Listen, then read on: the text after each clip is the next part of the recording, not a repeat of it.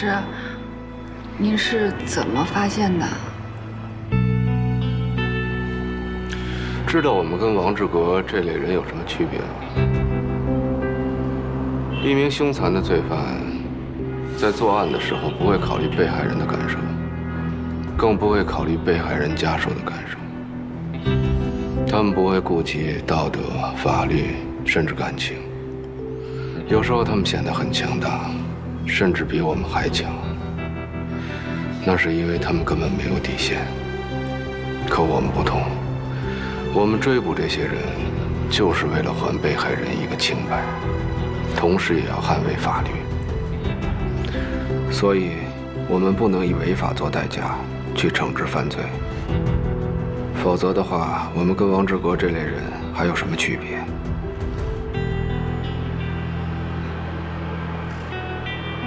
还有，抛开王志革清理现场一贯的强迫症作风不说，他那辆车的脚垫明显新到还有橡胶的味道，一看就是作案以后换上去的，而且属于长爱的内裤上的那一节线头。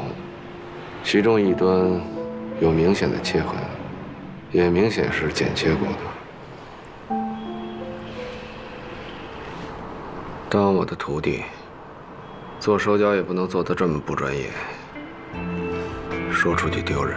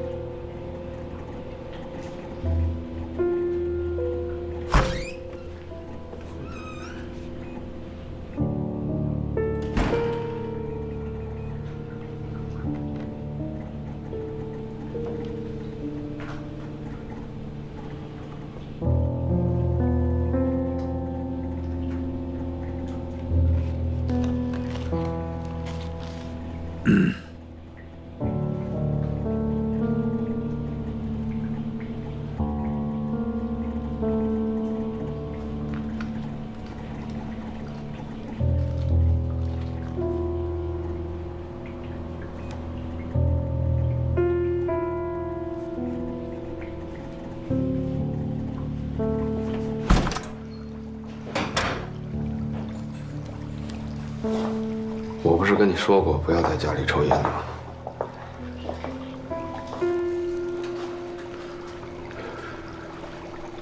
年30的监控拿过来了，你看看吧。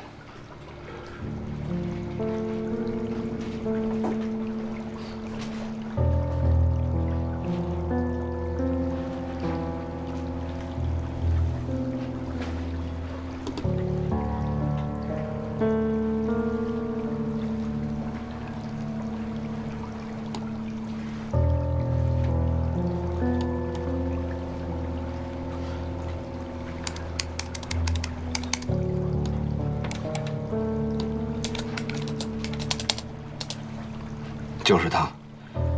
这个人应该就是那个安藤，你过来看看。你怎么确定他就是安藤啊？这个视频是港美便利超市南侧的监控拍下来的，时间与证词吻合。看来他当晚真的经历过那个便利店门口，然后才出现在4号楼的楼下。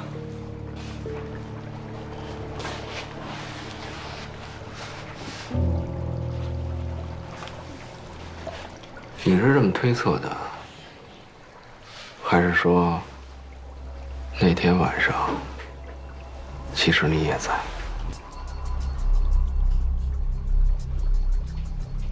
你什么意思？我不知道那个安藤的身份是真是假，但他不一定做伪证。那天晚上，他的确看到的是你，对吧？我不明白你在说什么，哥。那一家5口不是我杀的，你应该清楚。我相信，也不是你。我就是想知道，那天晚上你为什么会在那儿？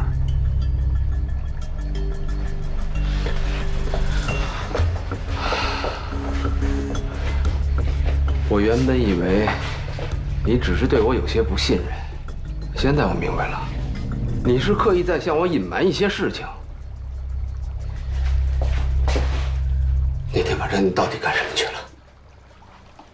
你肯定去过案发现场，所以你才认得安藤，对不对？说话呀！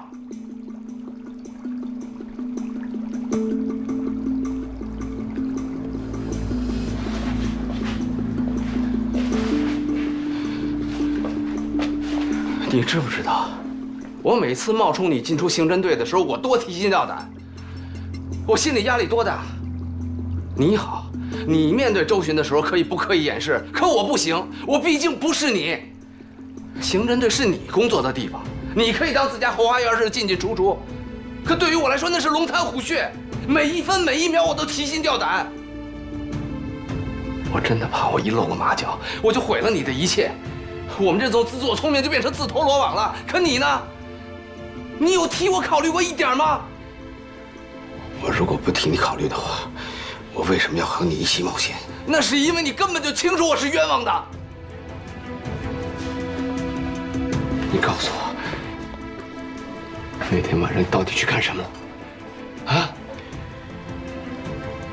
我有我的苦衷，向你隐瞒。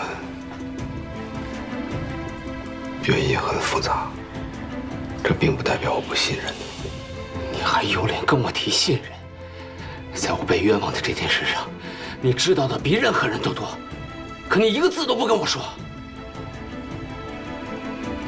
告诉我你那天晚上出现在现场的原因。告诉我一切，否则我不会再待在这里。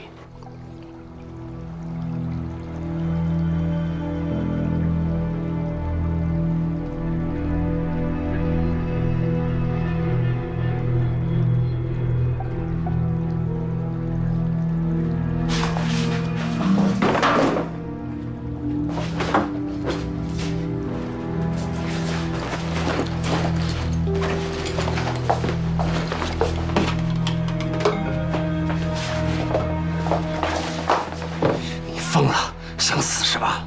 死我也不死在这儿。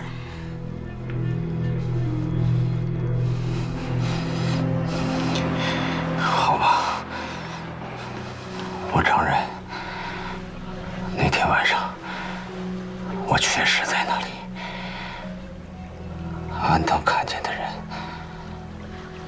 是我。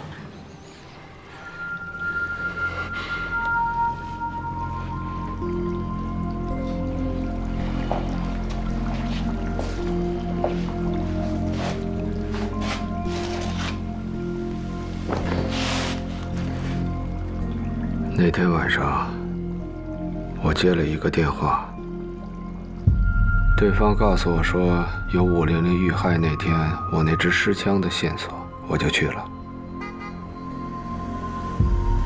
当我快到了指定地点的时候，周巡突然给我打了一个电话。关队，接到报案，曙光4号院301有入室杀人。从现场提取的 DNA、毛发，最关键的是指纹，统统都指向的是你。结果肯定出来了。谁呀？啥？看看。我知道，凶手肯定不是你，这中间一定有什么阴谋，所以我一定要第一时间联络到你。哎，哥，你听我说，赶紧跑吧！啊？什么？出人命了！现场有证据显示，很可能是你干的。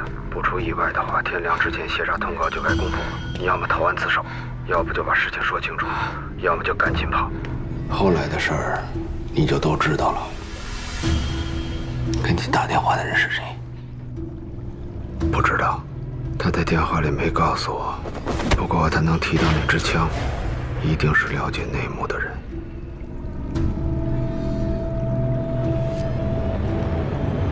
我现在真的不知道你哪句话是真的，哪句话是假的。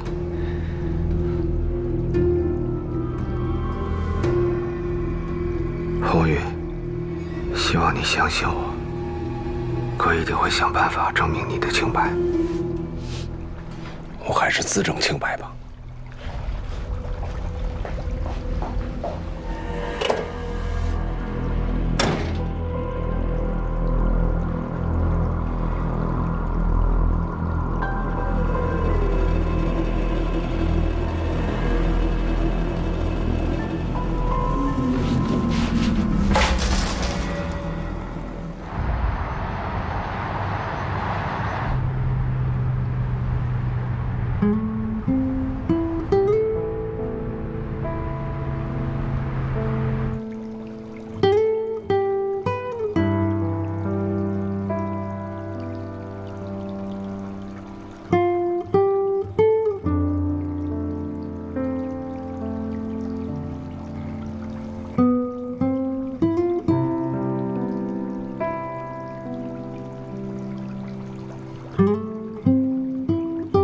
你们俩呀，是兄弟。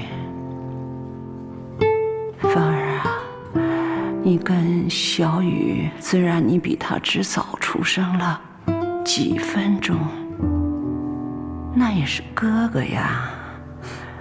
以后啊，多照顾他点儿啊。妈，您放心吧。说是弟弟啊，其实你才比他晚出生了那么几分钟，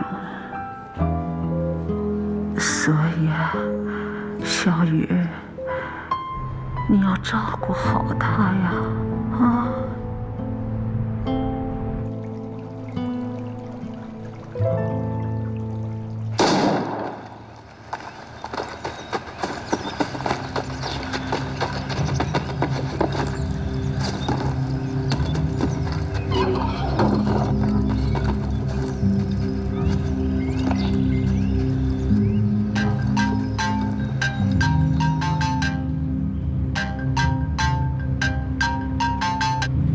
喂，我说大哥，你还活着呢？不是你怎么现在才联系我呢？还猫在你那狗窝里呢。那我还能去哪儿？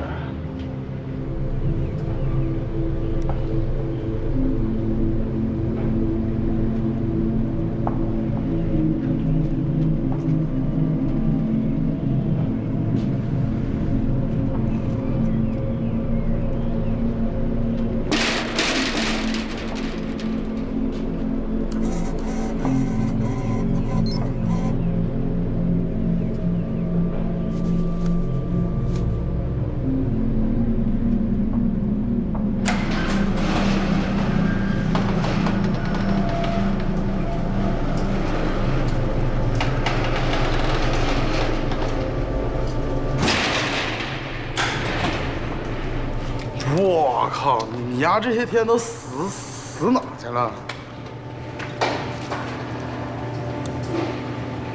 今儿我就睡你这儿了。哎，通缉令上说你杀人了，你信吗？那你不早点来找我？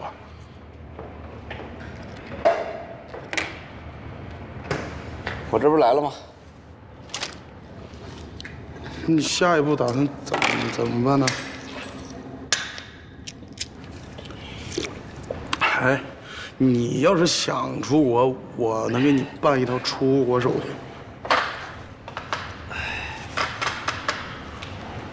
我没打算走。你要自首，你来我这也算来错地方了。我想找出我的案卷，还自己清白。像我这种被公安部通缉的人，案卷资料在公安部的网络上会不会有备份？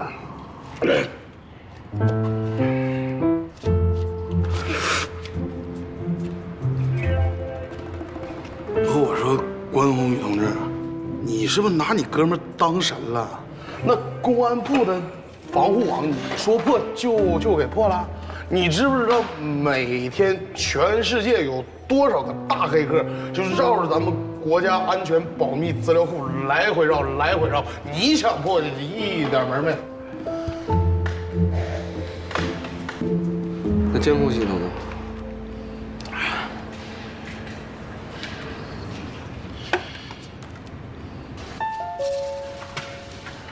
哪儿啊？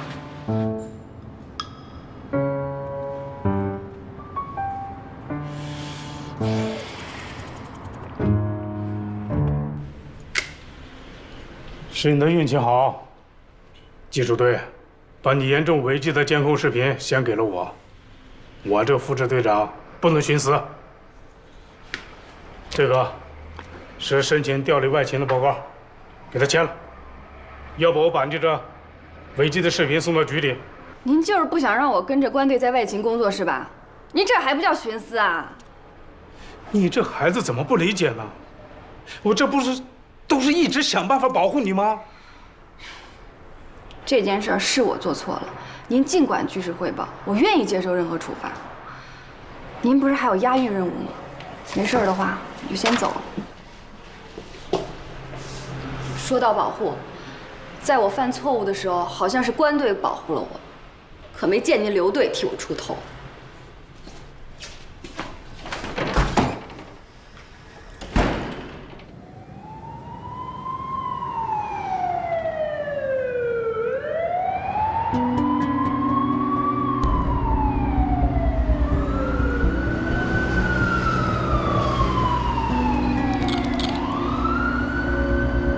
怎么样，老刘，还行吗？啊，不晕吧？哎，二官，有人员伤亡吗？这不，老刘头破了，1号车的司机脑震荡，2号车的这个3名兄弟中了辣椒喷雾，都已经送医院了。老刘怎么样？没事，没事，没事。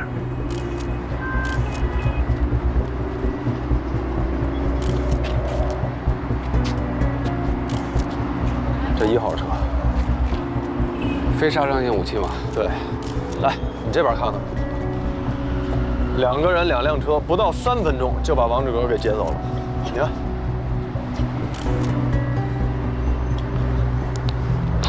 咖啡色的奥迪 Q5，没有牌照。对，让交管队的兄弟们盯紧了监控，一有消息通知我们。半径2公里以内的道路全部封死了，西安分局正在集结警力，扩大搜索范围。市局发和谐通告了吗？哦，我去核实。太他妈专业了啊！咱怎么就没想到他有同伙呢？是800倍的辣椒提纯萃取物。我们刚上彩虹桥，就看到一辆咖啡色的奥迪 Q5，一直尾随我。出事前呢，我正跟指挥中心进行例行的安全通话。通话完毕啊，频道就受到了干扰。后来我试着用手机给指挥中心打电话，没信号。应该是被屏蔽了。哎，就是这辆红色的丰田从汾州桥底下钻出来，把你们撞翻的。对，就这辆。不管救走王志格的人是谁，他对押运的流程非常的了解。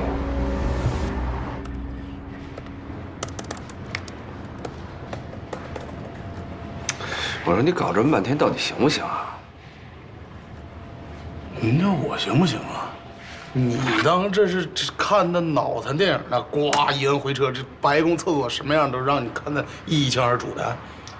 现在的交通监控系统防火墙至少都是64位加密的，你但凡涉及到安防监控，甚至可能是128位加密的。你这还不算咱破译之前的那些什么身份验证、电子授权呢。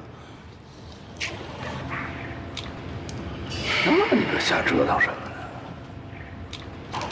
过来看看。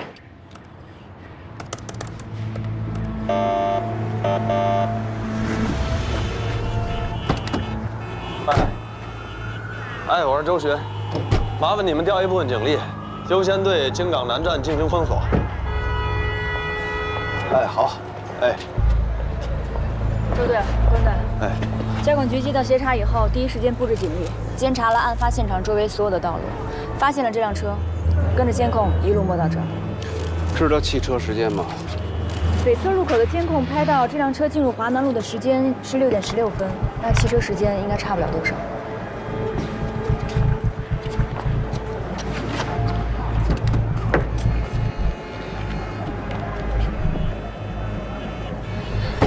辣椒喷雾的残留都在，肯定是这辆车。指挥中心，我是周巡，从劫车到现在已经半个小时了，马上就要到早高峰了，对搜捕会很不利，请求市局增援，希望能够在8点钟之前扩大搜索范围。车牌也拿掉了，很可能是失窃车辆。哎，对了，跟110报警中心核查一下，看有没有报案。好，那我现在去跟车管局核实车主状况。好。袭击押运车之后，他们借着凌晨良好的路况，几分钟就开到这儿了。要是换辆车的话，估计早就出城了。不会，他们换车就是为了摆脱监控。凌晨车辆稀少的情况下，任何6点16分以后经过这一路面的车都会被我们注意到。那你觉得他们是什么时候走的？咱们赶紧联系交管局监控录像。30分钟、15分钟、几分钟，或者现在，甚至有可能是这里面其中一辆车。总之，他们已经成功摆脱我们了。行，我现在大概是搞清楚了交通监控系统的加密算法，但是身份验证这部分呢，那你这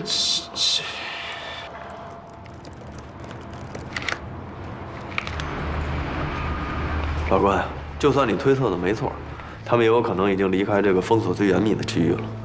王志国会不会已经逃离京港了？已经2个小时了，向公安部申请通缉吧。周队，还有件事，我们跟市局物证科又核实了一遍，发现自由行酒店那张房卡不见了。但是我跟小李回忆了一下，当时交接的时候，那张房卡就在物证箱里，而且交接清单上也有。也就是说，如果房卡真的丢失了，应该也是市局那边的问题。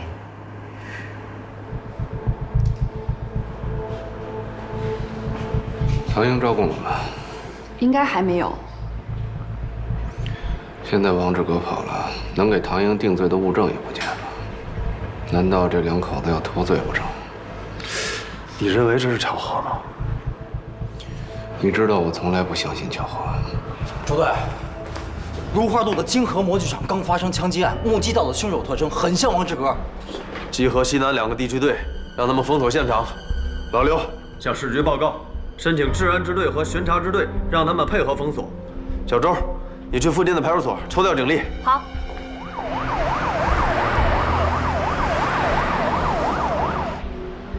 没错，这就是长风支队门口。行啊，有2下子。哎，今早长风出事了，你知道吗？您上来给你看看这个。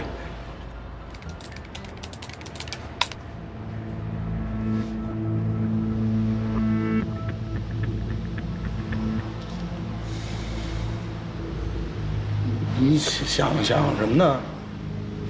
咱姐先不跟你聊这个事儿啊，你让我监视这刑侦支队，你该不会是想做什么恐怖活动吧？说什么呢？我就是想拿到案卷。就胡闹！那刑侦支队是你想来就来，想走就走的。硬闯肯定是没戏啊，不过找到合适的时机，还是有机会冒充我哥混进去。哎，破解其他监控是不是还需要一会儿？正经得一会儿。那我先出去一趟。那你出去干什么呀？那满大街都是警察，你现在出去干嘛呀？能混进去自然是好事啊，但万一呢？我得做另一手准备。哎，以后黑人电脑这事儿少干啊，犯法。车间副主任说，20分钟前他来上班的时候，发现正在值班的技工王海遇害，他就立刻报了警。据他回忆，他进院的时候正巧碰到一个人离开厂房，这个人的体貌特征和王志革很相似。死者是被枪杀的，遇害时间还不到半小时。孙子肯定还被跑远了。喂，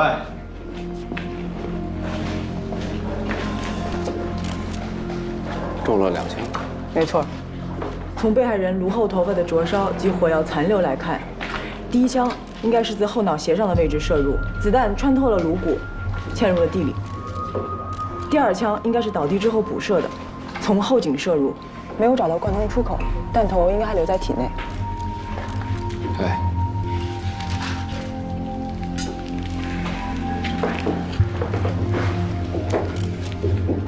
，9毫米口径是手枪。老刘，你们遇袭前后有没有试枪啊？别说是枪了，连个子弹都没上。那帮混蛋呐，也不是冲这些来的。你借我用一下。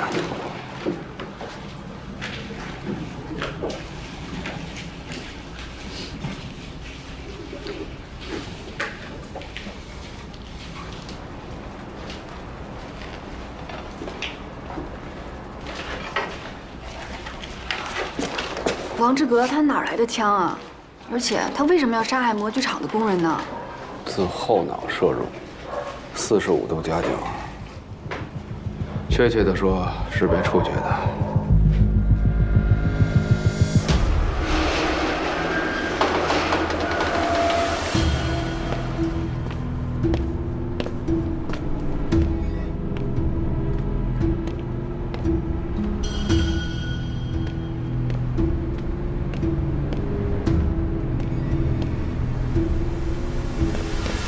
哎，找谁啊？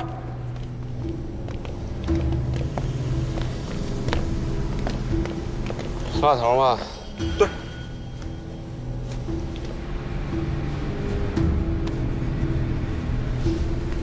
不是说好1对1的吗？不好意思。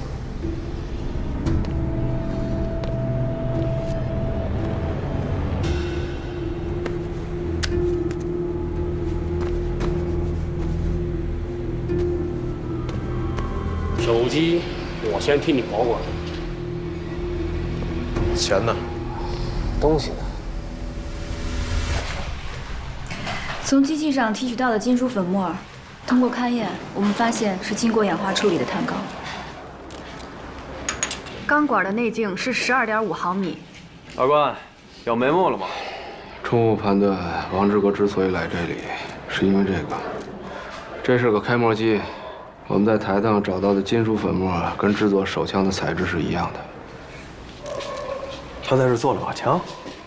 他手里那把枪从哪儿来的我不知道，但是他用这台开模机，或者说胁迫被害人用这台开模机，在一把手枪的枪管接近枪口的位置车了一个螺旋纹，然后又结了一节内径12.5毫米的钢管，在钢管外又包了一层铝，然后再在钢管和铝管中间的夹层塞了这些记忆海绵，也许还灌了水。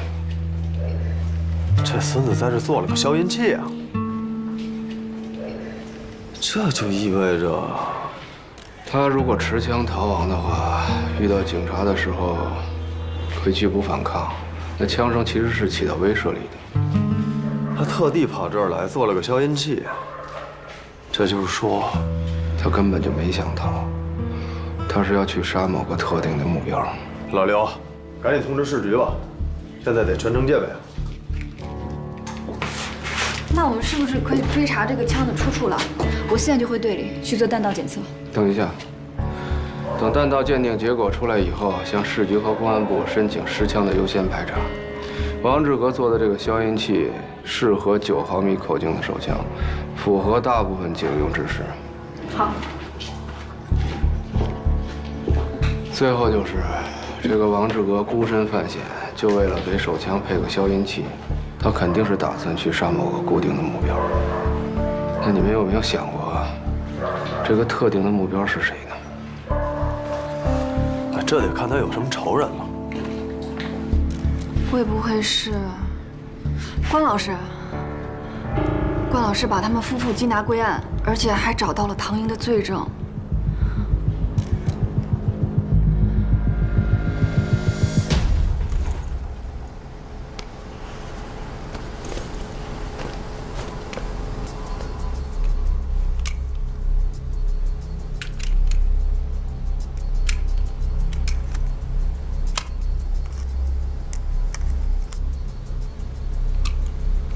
子弹呢？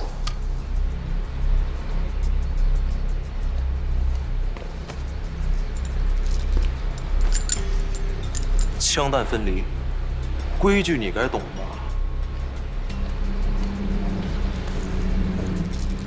李启慎，我可以理解，要不这样，你自己压1颗子弹，开1枪，我看看。怎么着？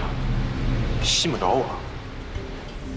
兄弟，你这个手枪套筒呢，不是原装的，而且扳机老化严重，保险还是坏的，应该是报废枪组装的吧？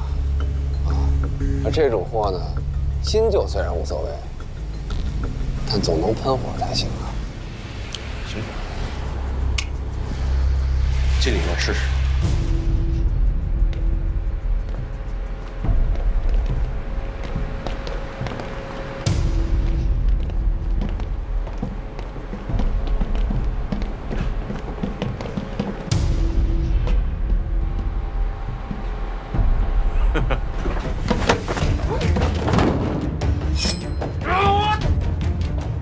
老关，从现在开始，随便是你把我绑裤腰带上，或者我把你绑裤腰带上，他王志革想杀你，先过我这关。思明路有名司机被枪杀，凶手把司机的尸体扔在路边草丛后驾车向东逃逸，请求增援。操，这孙子要丧心病狂啊！走。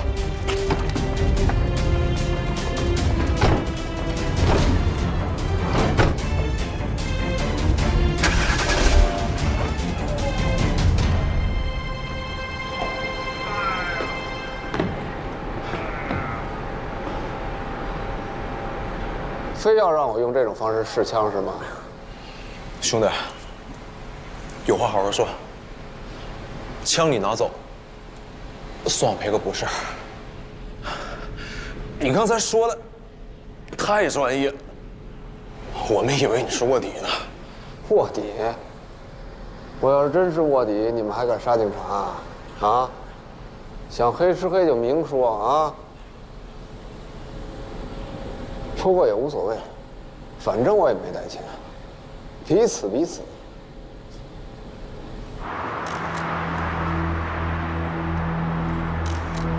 哎，要说王志革杀了模具厂的技工，他是怕那个技工说出消音器的事儿。这是抢辆出租车的，至于杀司机吗？同样的处决式射杀，2枪。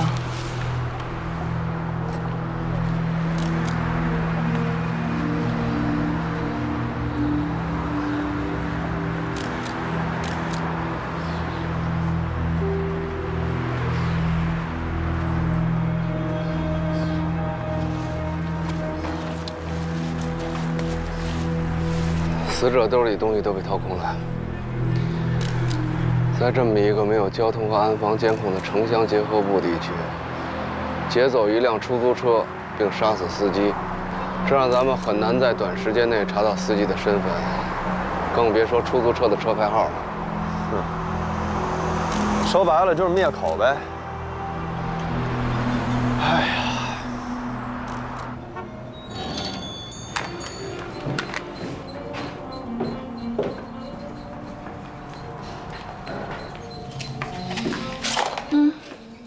我这不是五金店，没有锉刀，凑合着用吧。嘿，我这偶尔借你们兄弟俩在这落个脚，当是我爱心泛滥，我可没让你们把这当成塔利班联络处啊。放心吧，这次无论成与败，估计咱俩以后都不用见面了，啊。 我怎么觉得你一离开你哥，就变成单细胞暴力男了？哪儿弄的家伙呀？哼，就这破玩意儿，跟一帮窝囊废那儿抢过来的，就是一垃圾。滑膛跟枪套也不匹配，就是搂了扳机，也不见得能回膛。你就准备拿着这个冲进你哥单位，抢出你的案卷？ 像福尔摩斯一样查清事实真相，最后呢，从一个杀人嫌疑犯，又变成了一个持枪抢劫犯。万一能用着呢？那你准备上子弹吗？不好说。我只知道你带上它就可能会用上它。 你举起它就可能会扣动扳机，你扣动扳机，子弹就会上膛。到时候，你击中的会是谁？周巡、周书童，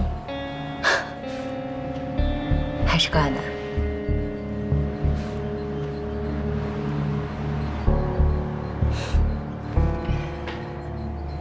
身怀利器，杀心自起。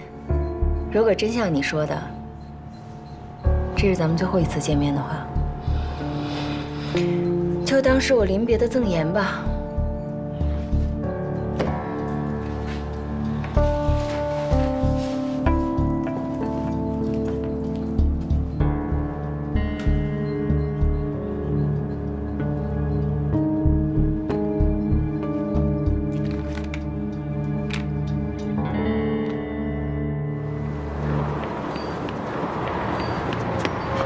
关老师，技术队向各出租公司核查被害人有结果了。死者是宏达出租公司的司机张忠，但是鉴于案件的特殊性，暂时先不对被害人的身份背景跟进调查，重点先放在协同交管局核查张忠被抢的出租车去向问题上。应该让技术队继续跟进核查被劫车辆的细节和特征。好。还真不赖这帮孩子。现在技术队一部分人去市局做弹道分析比对，还有一部分人去交通支队，剩下的都去了交管局，就连我也赶回来给他们接电话了。老周，啊，能不能让外勤探组帮着查一下？哎呦，你什么事儿？你非得现在那么着急啊？从治安组调的人，还有各派出所抽调警力，全都出去参加搜捕了。家里就俩探组，这要都派出去了，有点什么事儿，你说我这就一个人了，关管司令了。哎，这呀，这么着吧，你现在是重点保护，要么你就留在支队，要么就跟我一块儿行动，啊，就当是保护性监禁了，行吗？我发现你跟你哥长得是真像啊！这要是让我冷不丁一认，我也不敢认。你们忙活一天了，这王志哥还没抓着呢。要说这孙子还真挺厉害，今天又杀了个出租车司机，还抢了车。哎，你收了什么大杀器了？也给兄弟长见识。我这顺本卷用不着带家伙。哥们儿，这有28K 冷钢大日本战，要不要？什么意思？想劝我投案到手，你能说的再含蓄点吗？不，那给你小3号，那都是剖腹用的，啊，行了，一进一出的事儿，反正支队我熟，应该问题不大。你是真难伺候，不，但该说不说啊，现在王志革呀，现在正好逃跑，那支队的人都在围捕他。你现在这是千载难逢的好机会，知道吗？再等等吧。你等什么呀？等周巡走了。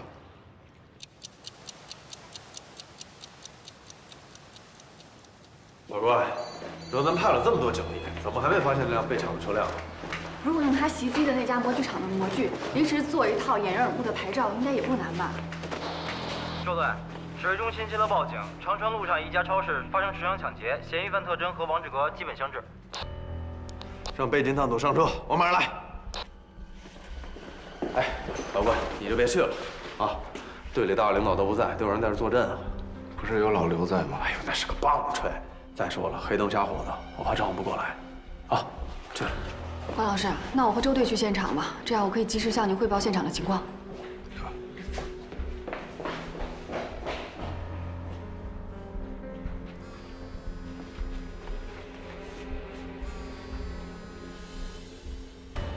喂，关队，王志革所持枪支的弹道比对有结果了，是2年前咱们支队登记的一支尸枪，编号是 P474727，而且筛查结果中登记报告是您亲自签署的。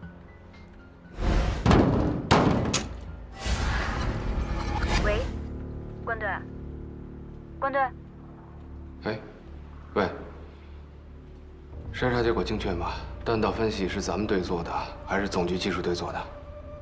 是我和高哥做的，弹头我们已经带来总队了，正在做2次检验。那关队，您看我们现在是？喂，喂，喂，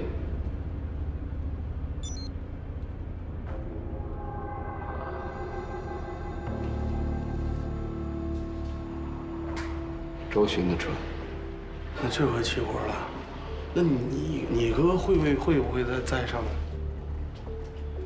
不可能，我哥晚上不出来，肯定是找借口留在支队里。天时地利人和。哎，这人是谁呀？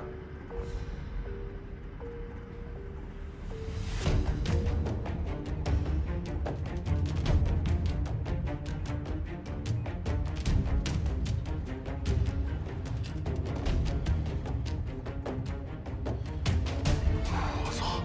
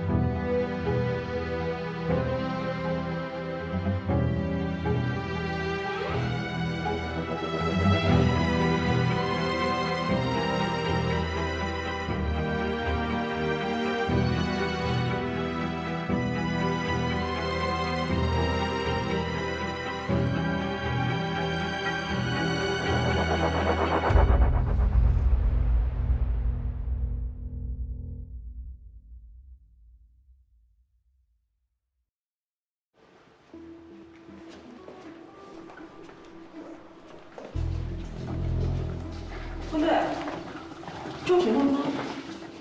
长春路那边又发生枪击案了，他们出现场了。你手机有信号吗？没有啊。赶紧回办公室拿座机给周巡打个电话，让他们派2组人过来。看见刘长勇了吗？没有啊，办公室呢吧？快！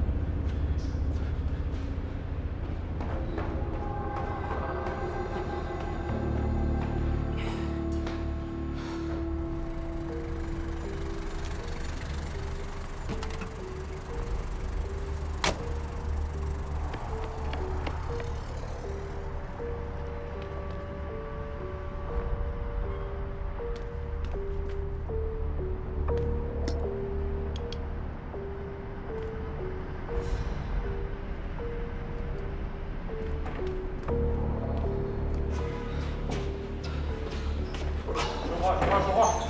谁把心脏给炸了？关队，你怎么了你？啊？我没事，不管去怎么了。不知道谁把心脏给炸了？这电是怎么回事？肯定是让人给切断了。去哪？哎哎！是王志哥，肯定是王志哥进来。你这王志哥进咱们队了？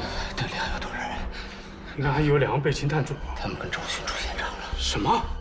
那现在，你快去湘西给我拿枪，把剩下的人都集结起来，我去找高远南。好。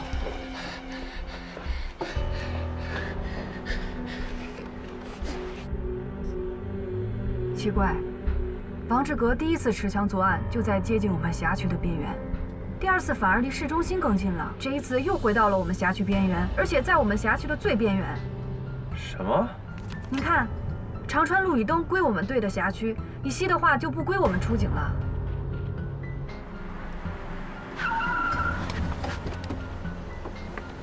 走，把图给我。朱队，您是不是觉得真是太巧合了？指挥中心，指挥中心，指挥中心！操，谁他妈把信道占了？给老关打电话，把情况跟他汇报一下。喂，小王，你们先把信道占了，查一下，赶紧改成第2行动频道。关老师电话打不通啊。小王，赶紧回支队，我们可能被涮了。王志格他妈去支队了。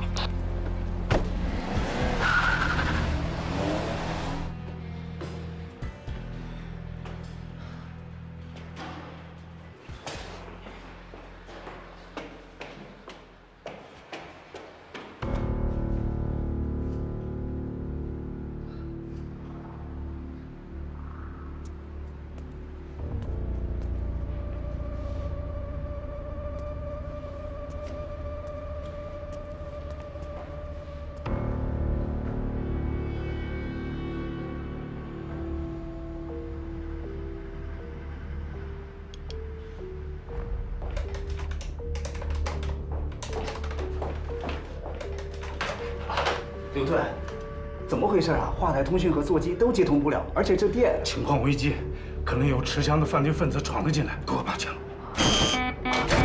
怎么不用电源也？可能也被破坏了。这个门一旦断电，2道门的机械锁插就会自动落下来。按照程序，在没有接到周队或支队长以上的命令，我不能给你开门。你先拿我的枪防身。枪库的安全更重要。一旦遇到袭击，你没武器可不行。我现在去找其他同事，你隐蔽好，等待增援，一定要守住枪库。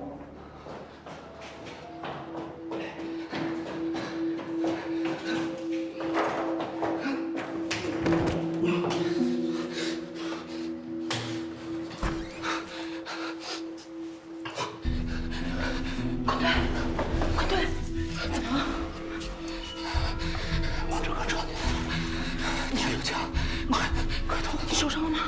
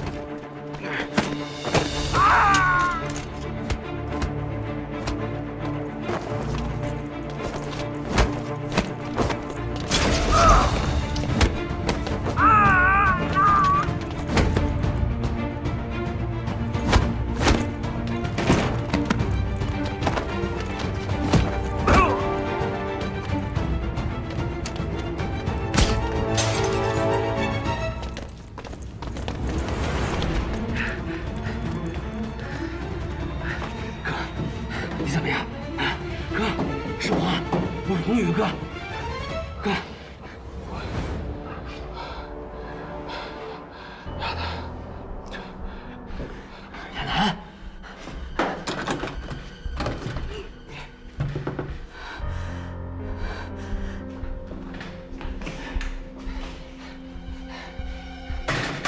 亚楠，亚楠，亚楠，开门！是我，亚楠，开门！是我。快开门！开门，快点！你是我，没事了。我可不行了，快帮忙啊！哎，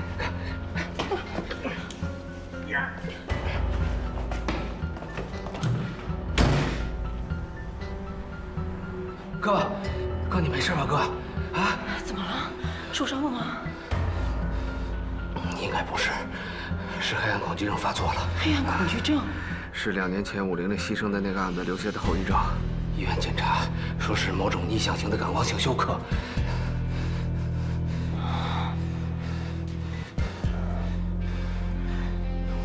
你们果然一直都……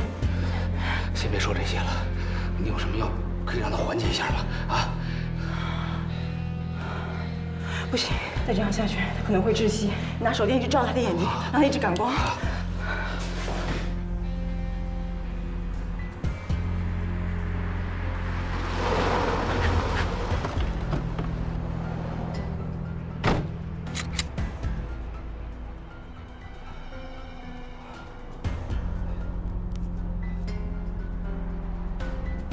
坚持住！你打的是什么呀？吗啡。能有用吗？不好说。如果是感光性休克的逆反应，降低他的器官反应能力，也许能缓和症状。指挥中心，我是周迅。有人持枪袭击了支队，很可能是目前在逃的王志革。现在已经有人员伤亡，请求增援。各探组注意，不要占用紧急通话的信道。再就是把附近的警力船给我撤回支队。藏在车里啊，守住门口，等着小王他们或者其他增援到了再往里冲。只要看见王志革，不用明察示警，立马开枪。还有，想办法让技术队找到手机信号的屏蔽装置，并且解除它。等增援到了，让他们想办法恢复供电。对了，把手电给我。藏好了。哥，你怎么样？说话。量不高。这种东西不能滥用，我也拿不准有没有效果，只能控制在最低剂量。哥，你怎么样？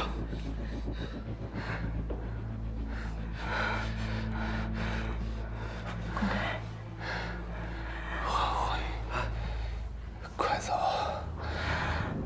你快走！增援马上就到了，快点走！宏远，你快走！增援马上就到了，到时候到了的话，你就跑不了了。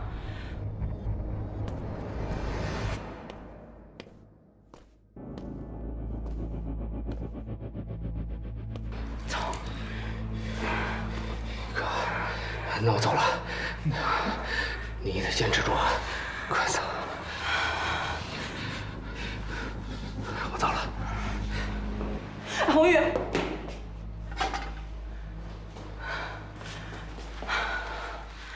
小心。你也是啊。我走了。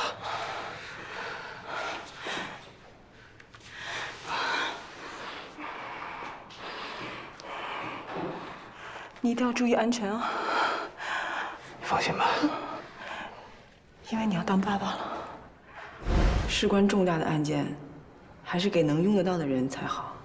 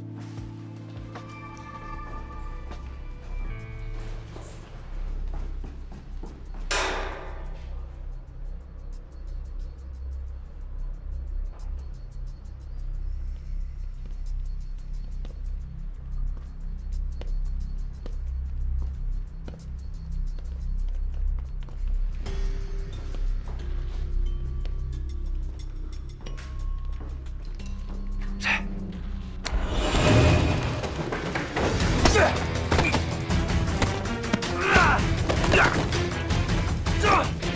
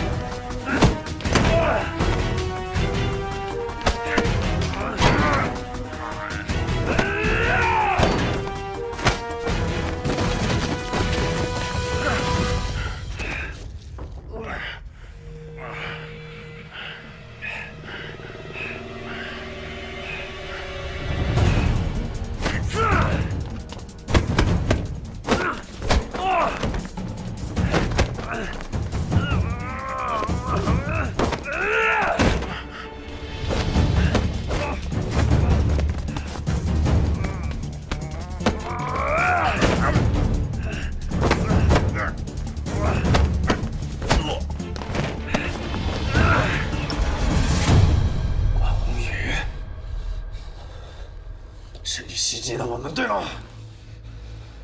不，是那个你们通缉的杀人犯，他手里有枪。我要是有枪，我早就把你干死了。那你来这干什么？我来救我哥，我知道他还在这儿。你们一直有联系啊？实话告诉你吧，我一直想找机会看那个诬陷我的案卷。他妈根本就不是被诬陷的。咱俩可以正个你死我活，这样的话，那个杀人犯就有机会把这里所有的人都干死。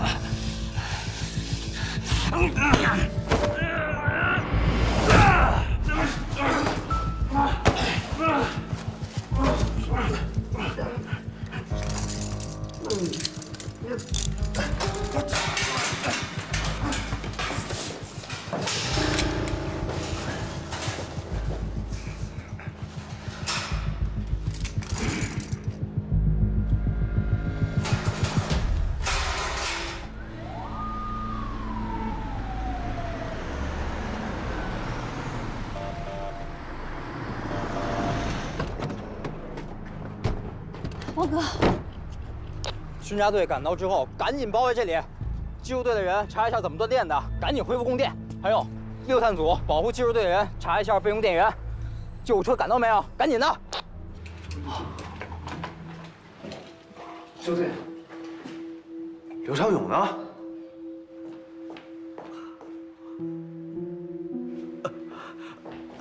怎么了？伤在哪？啊？刘队，我看。刘队长，带我去找个东西。你留下来，谁都在保护相顾。你们俩跟我主动搜索，增援马上就到。估计这楼里可能还有其他的兄弟，一定要先确认身份。王志哥手里有枪，移动的时候尽量不要贴墙，保持半米距离。走。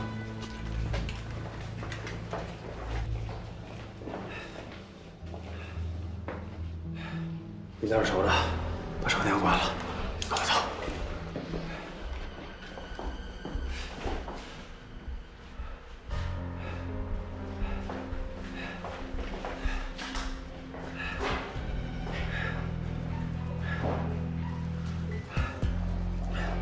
怎么样？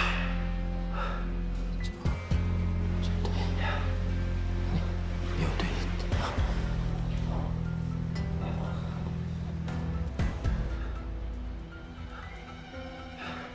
把他按着点，别让他再失血了。让慢慢叫救护车。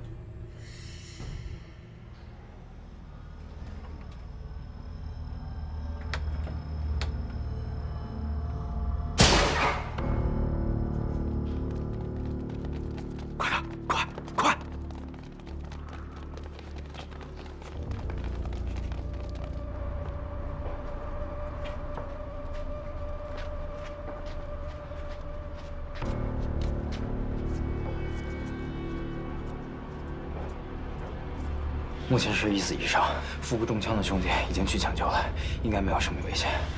只不过保安厂伤就……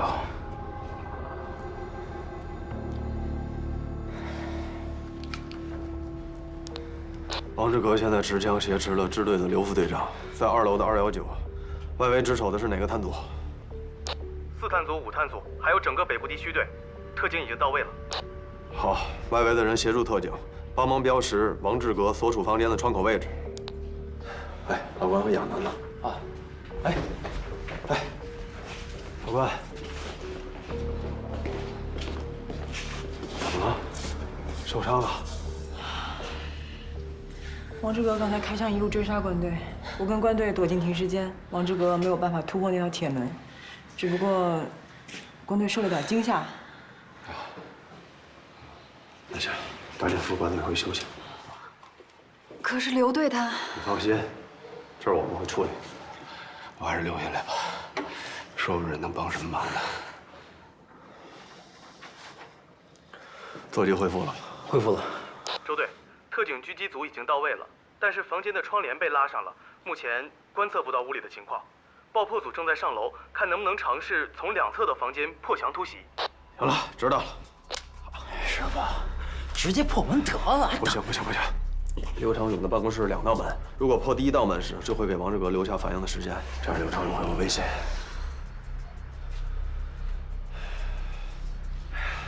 对了，去找结构图，跟爆破组的特警商量一下，看看能不能破墙进去。行，哎，我们外边屋再拉个座机出来，给刘长勇办公室打电话。好。这他妈技术队干嘛了？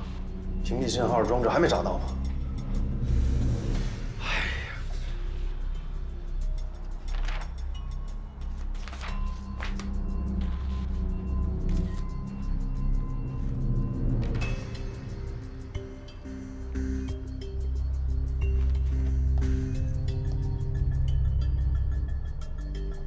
那是关宏宇的案子，与你又没什么关系。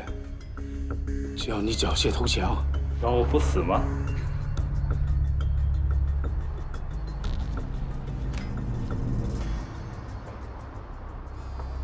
哎，我已经出来了，我哥已经没事了。现在我周围都是警察，你赶紧跟我确认一下哪条路比较安全。你这还算及时。现在王志格被堵到支队了，所以警察也没封锁所有的外围，你就直接打车回来就行。呵，你说王志格这帮人也真够专业的了啊！人能给长风支队给搅和成这样，这帮人啊，从监控里看，他的帮手破坏了咱们安防电力网线，不过警方很快就已经给修好了。王志格还有同伙，是什么人？给你发过去了，自己看。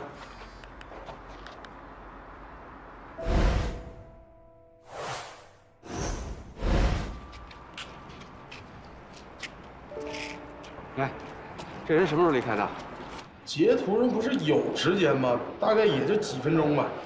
开车走的，好像开的是，我印象里应该是一个银色的丰田，具体车牌号呢是……哎，帮我盯着这辆车，看着他去哪儿。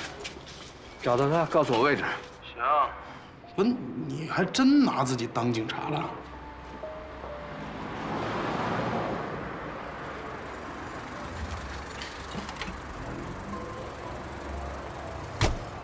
北面的墙是承重墙，实施爆破可能引起坍塌，我们是从这个南面进行突破是最好的。可南德墙那边都是文件柜，再加上这都不是坏事，反而会有利于避免因为这个爆破伤害到人质的安全。至于这个文件柜，我们到时候突破后推倒就好了。不行，那这样给王志格反应的时间太多了，失去了破墙突入的效果。这就是不能在窗外开枪了。这窗帘拉上了，我们用热感测距仪看了，里面确实是2个人，但不能分辨出哪个是王志格，哪个是人质。这个王志格呀，他协议人事情干嘛？他有没有提任何要求？我们一直在打电话，里面人不接。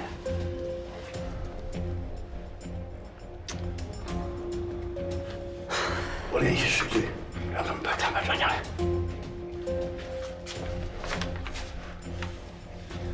还是这道门最容易闯。正面突入有多大把握？周队，这正面突入的话，不仅是我们人质的安全，我们这个突袭人员的风险呢也会大大的增加了。哎，突入的时候把闸拉了，黑灯瞎火的，开门才有亮，这样他向咱们开枪的可能性就更大。我说的就是这个。那就看谁抢快了呗。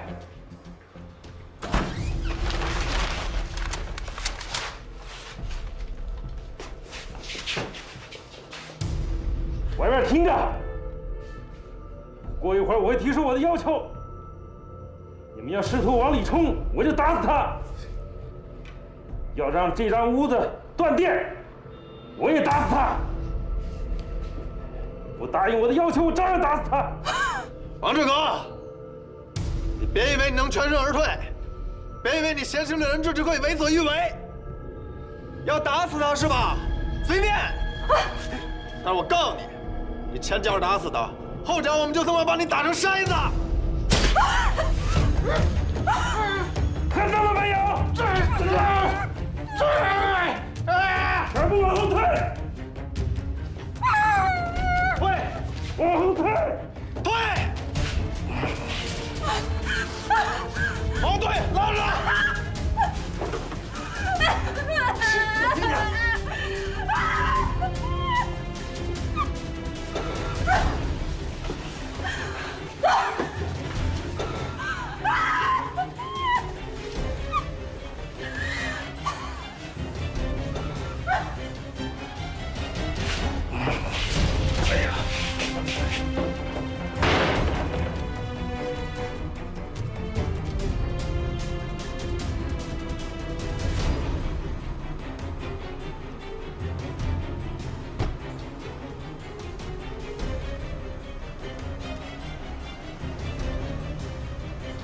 师傅，跟上。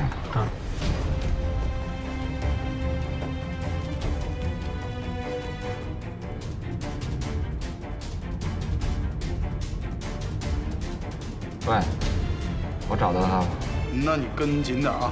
出了长风区，我这边可就看不着监控了。知道了，放心吧。多谢啊。关队，市局那边要求和你或者周队通话。喂，我是关洪峰，请讲。关队，我赵英成，你那边怎么样了？情况基本控制住了，有事吗？唐英的口供拿下了，一会儿总队的人就带他去还原犯罪现场。当初他为了帮王志革隐瞒捉奸的事实，才骗吕四兵开的房。听说王志革挟持了咱支队的人，还在顽抗。你要帮忙的话就说话。暂时不用啊，多谢兄弟。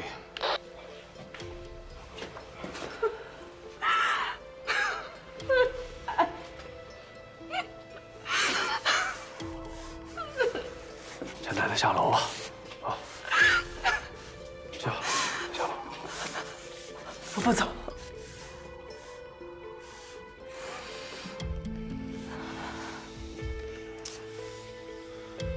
这怎么弄啊，老关？要不我再去找他谈谈。放他衣服，快穿。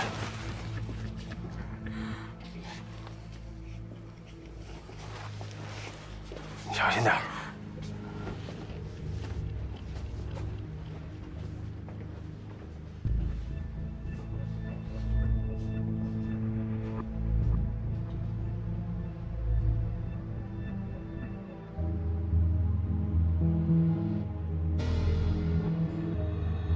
王志革，我是关洪峰，你应该记得我。你现在打伤了人质，如果严重的话，有可能造成失血性休克或者死亡，这对你没有好处。让我们派个人进去检查一下人质的伤情。王志革，你听见没有？我们需要派医务人员进去检查一下人质的伤情。你打中他的位置，有可能造成颈动脉的损伤，他会一直失血。医生必须是女的，不许带武器，不许带通信装置，不许带剪刀、镊子或针管之类的用品，酒精之类的药物不许用玻璃瓶。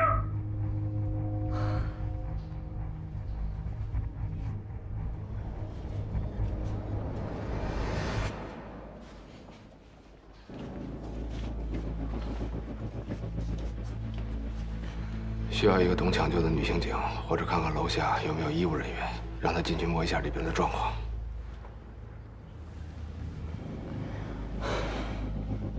我去。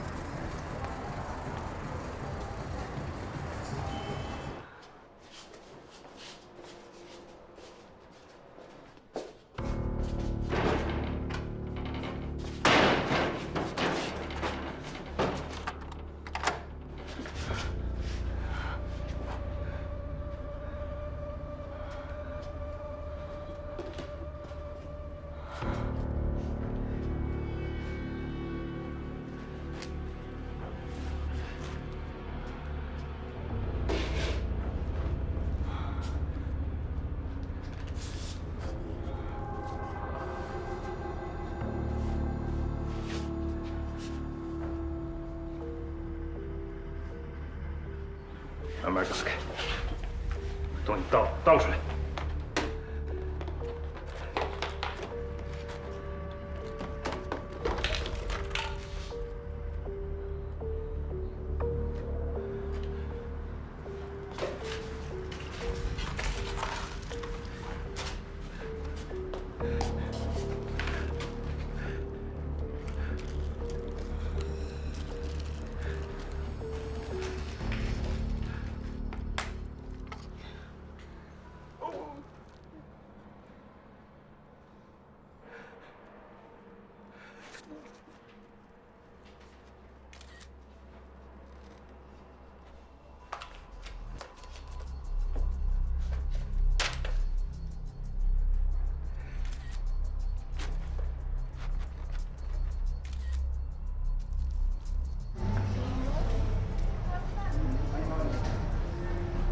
嗨，妈咪，好久不见，又漂亮了。啊，谢谢，他们在楼上。哎，好，一会儿见。一会儿见。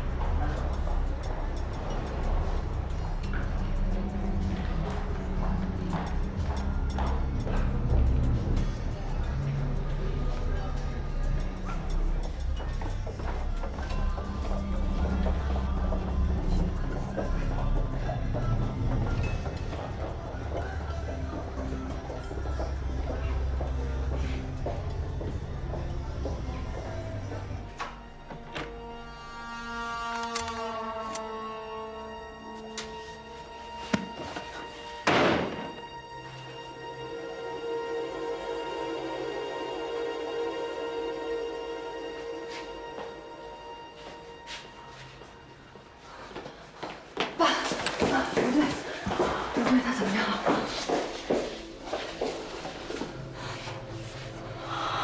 没有大事儿，子弹从股二头就打进去，没有伤到大腿骨和动脉，但是子弹卡在肌肉里，最好尽快做手术取出来。里边什么情况？我进去的时候，刘队一直靠在东北侧墙角的档案柜那儿，坐在地上。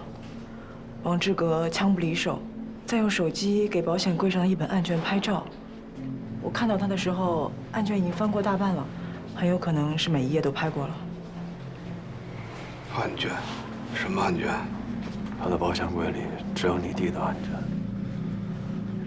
说起来，你弟刚才也潜入了支队，不知道跟王志革是不是一样，也是奔着这个来。我弟来过。你没见着他？他说他来救你。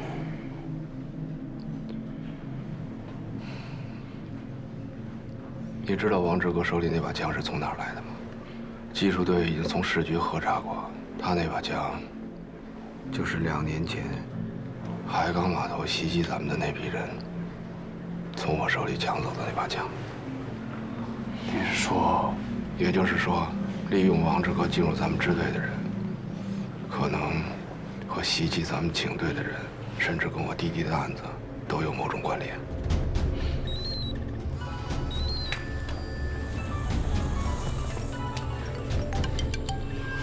信号屏蔽解除了。看来他把拍到的案件照片已经发出去了。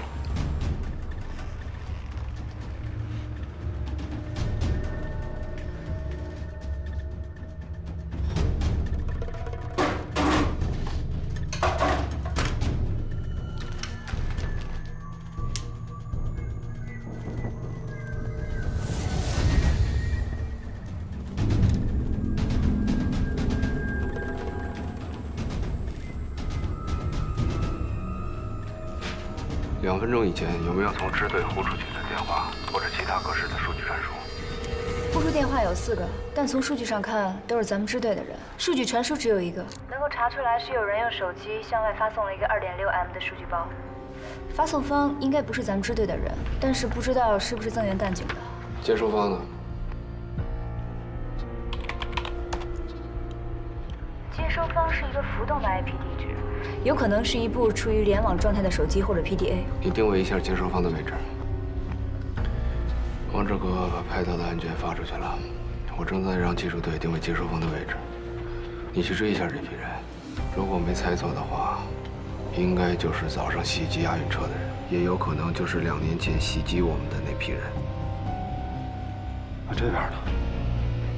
这边你放心，交给我吧，我不会让他跑了，更不会让老刘有什么闪失。你那边危险，带好武器，多带2组人群啊。高度注意，我是周巡，现已查到王志革同伙的线索，我要亲自带队去追查，现场统一交给顾局来指挥。保护好官队啊！好，小心啊！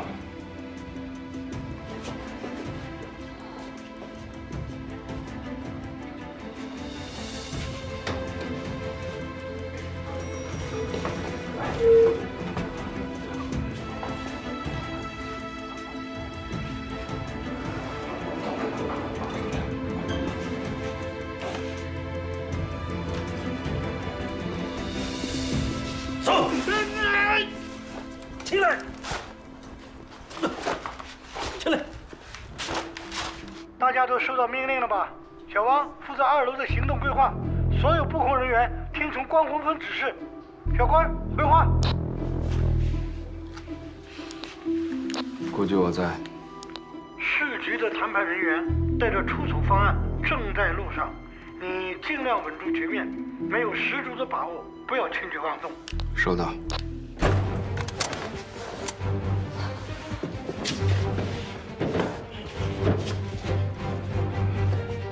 5分钟之内，所有警察撤离这栋楼，在楼门口给我准备1辆车，不准是警车，加满油，摘掉牌子，发动好。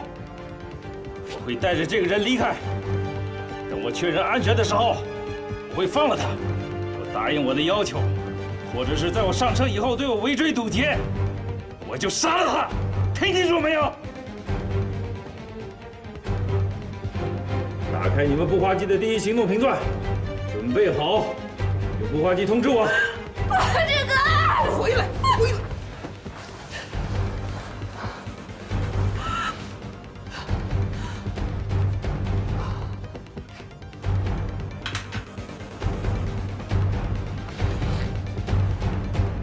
你手上。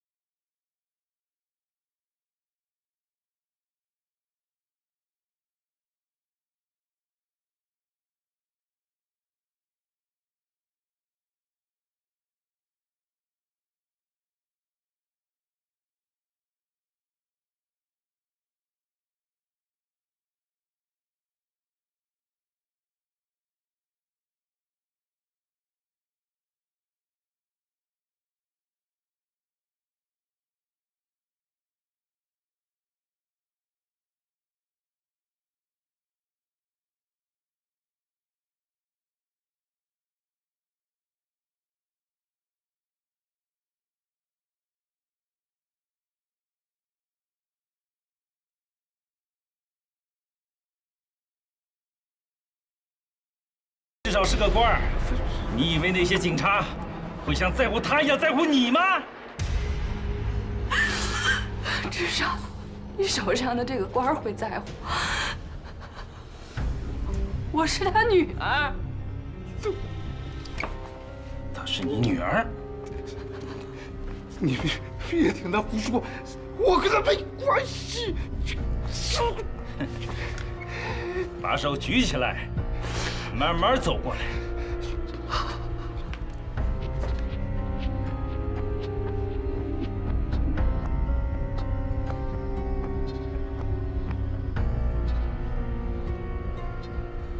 王志革，女的可以进去，把男的给我放出来。放心，我用不了2个人质。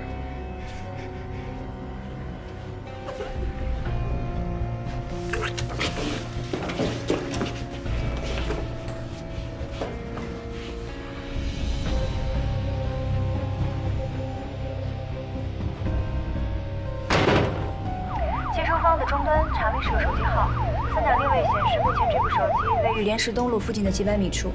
从地图上看，那附近有2家餐厅，一处农贸市场和1家夜总会。莲石东路。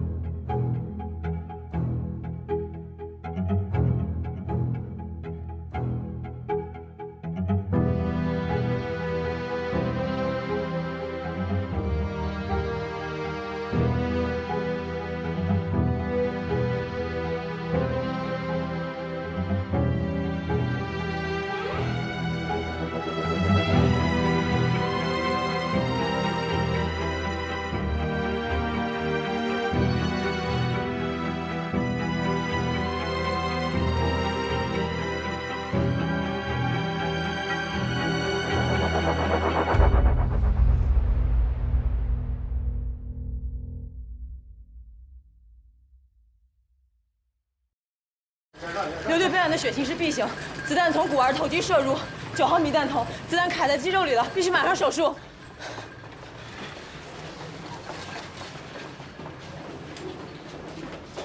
你们都撤吧，我跟着你们吧。走吧。讲，带你小香。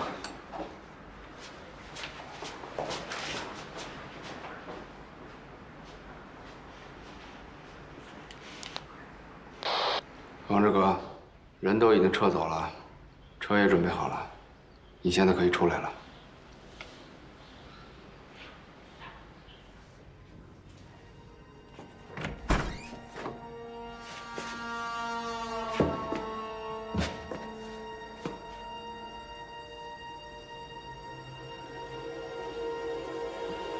把手举起来。 你没耍什么花样吧？我没必要骗你。我凭什么相信你？因为你没得选。如果我没猜错的话，救你的人是用能够给唐英定罪的那张房卡要挟并利用你的。我劝你别抱什么幻想了，因为现在市局正在连夜突审唐英，一旦他招供了，市局就会马上过来接手现场的指挥。 到时候你看他们怎么跟你谈，或者还谈不谈？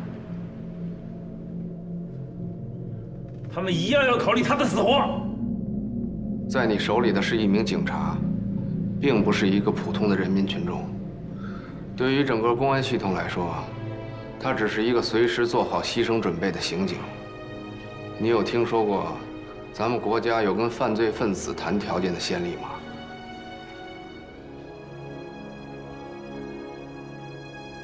你也出去！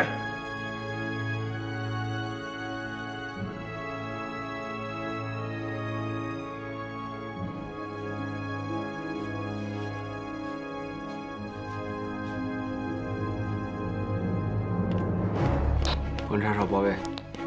1号哨就位，2号哨就位，3号哨就位。特警队，狙击2组到位置了吗？就位，视野清晰。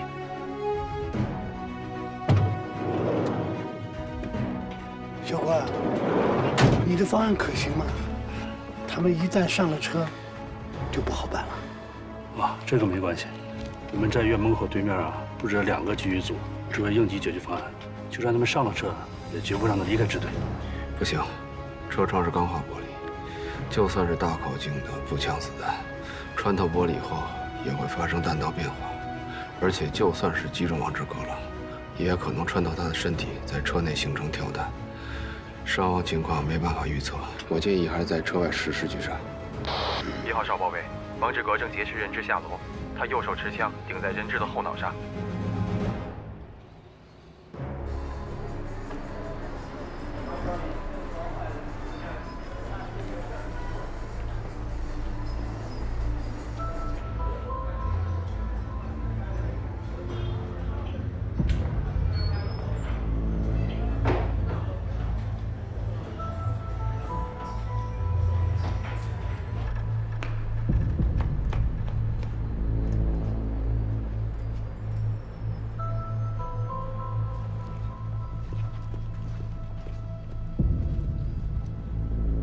别动，跪下。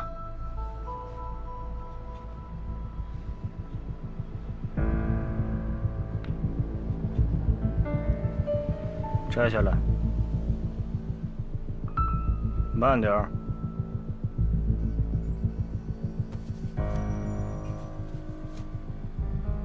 你居然跟到这儿来了？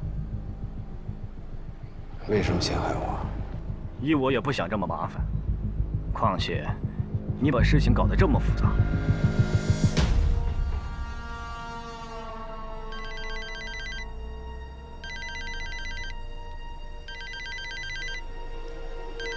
大哥，你肯定想不到我用枪指着谁吧？啊？非要这样做吗？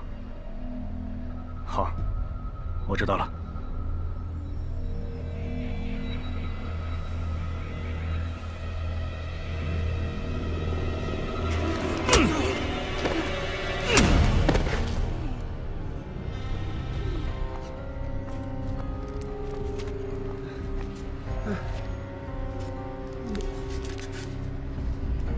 姓关的，有时候命大也不是一件好事。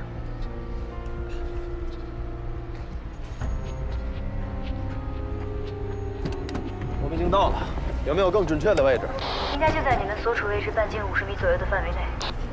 周队，都这个点了，也就这还开着，会不会？不好说，都有可能。把这方圆50米都给我查一查。啊，还有进去之后不要着急亮身份，防止打草惊蛇。再有就是见到可疑的人就联系技术队，让他们往那个号码上打电话，明白吗？是，行动。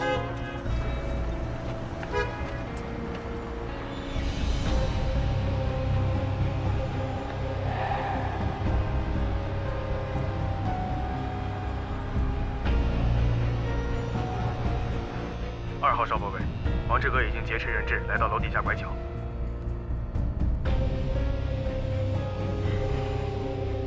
别拦我！刘队，走开！刘队，你别去！刘队，您腿伤了，不能去啊！对啊，刘队，您得休息。刘队，您腿受伤了，走开！刘队，滚！刘队，老刘，你怎么？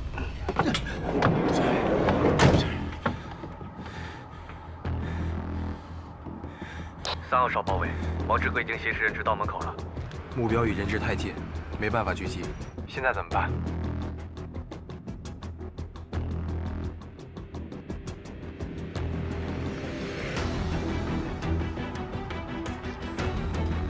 关队，目标越来越近了，离车越来越近了。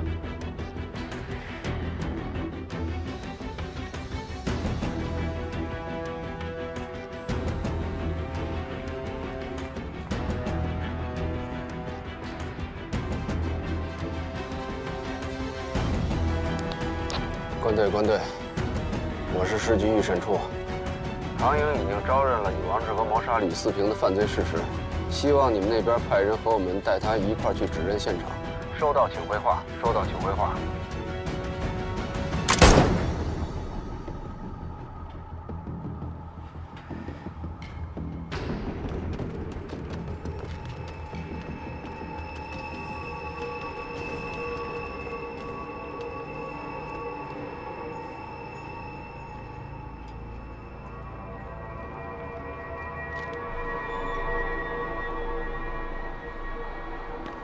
定位目标正在移动，但具体位置确定不了。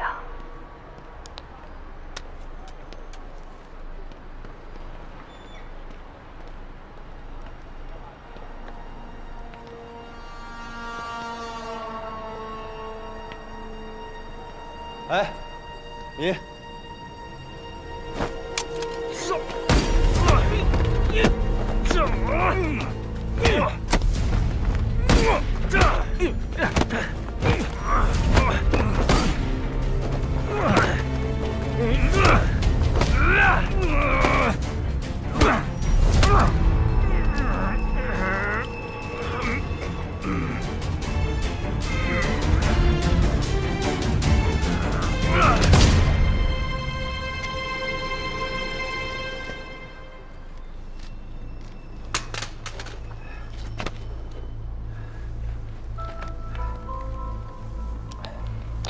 技术队，报号。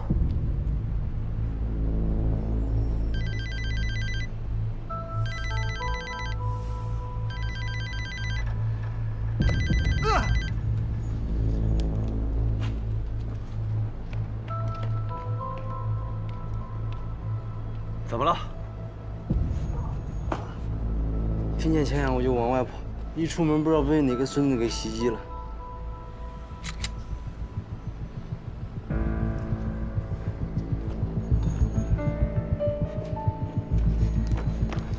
谁往哪边跑了？不知道，戴了一口罩。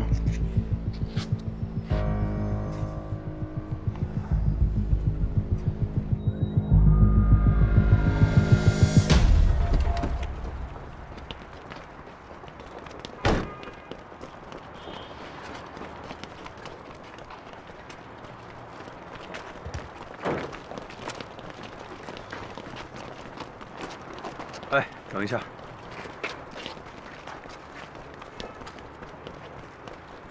这是他吗？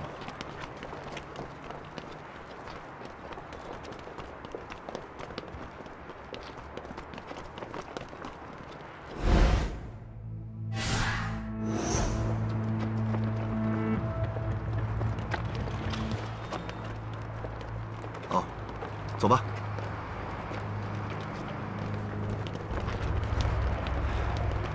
老关，我看见关宏宇了。别跟我说你不知道啊！王志国和关宏宇到底是什么关系？毁掉案卷最直接的受益人就是关宏宇。我倒是希望案卷还在，这样我就有机会查明真相了。真相总会有大白的那一天，你放心啊！我说过，我会帮你找到他的。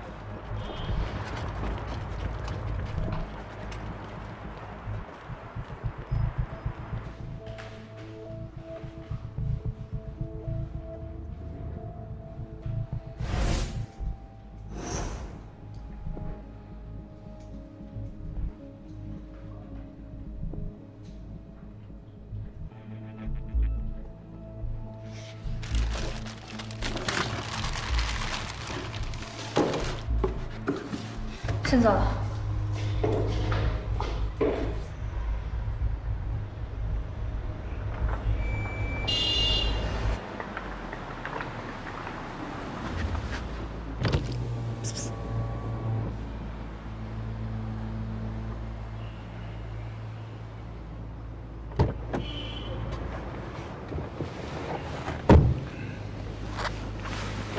怎么样？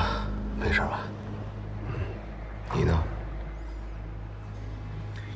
之前跟周迅那小子照了一面，不过还好，周迅追上了那个利用并协助王志国的人，结果那家伙拒捕被杀了。我实在没想到，他竟然是安堂。那小子差点杀了我。不过不知道为什么，他接了个电话，然后就……我总觉得吧，这件事后边还有其他人。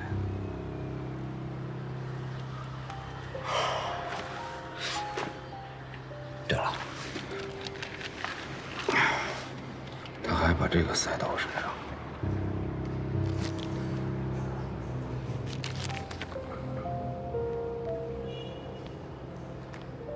谢谢啊。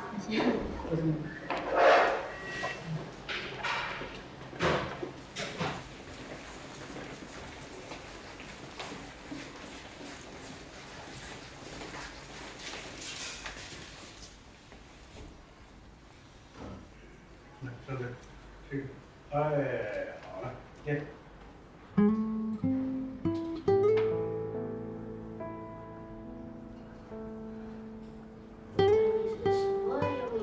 我师兄弟都要为民除害。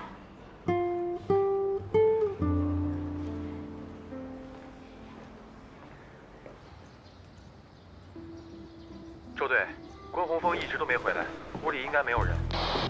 盯紧了，别被发现了。是。干嘛呢？啊？看紧呢？不是，周队，咱再商量商量好不好？这没准他跟一块盯着咱们呢，要得罪他，咱不就完了吗？你个怂蛋，就你怕得罪人是吗？别行不行？小高，你来。周队，这不符合程序吧？再说了，你比我们都事关重大，执行任务，快点！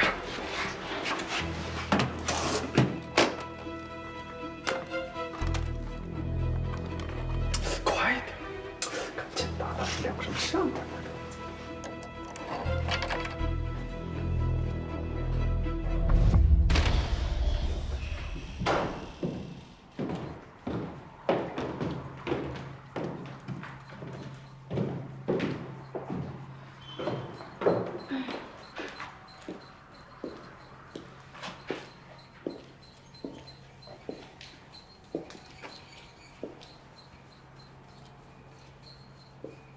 这里真的安全吗？人都靠得住吗？放心吧，都是自己人。自己人。哎，那个，不好意思打断一下，要不你们先聊，我去领赏去了。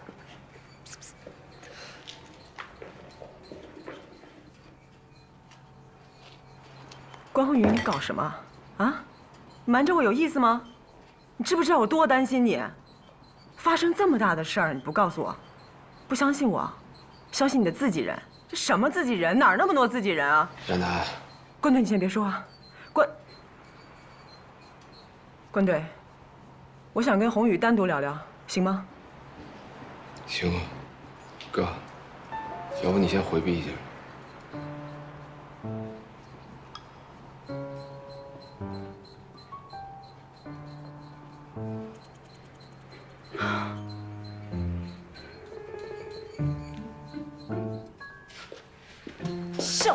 笑什么啊？耍我玩好玩啊？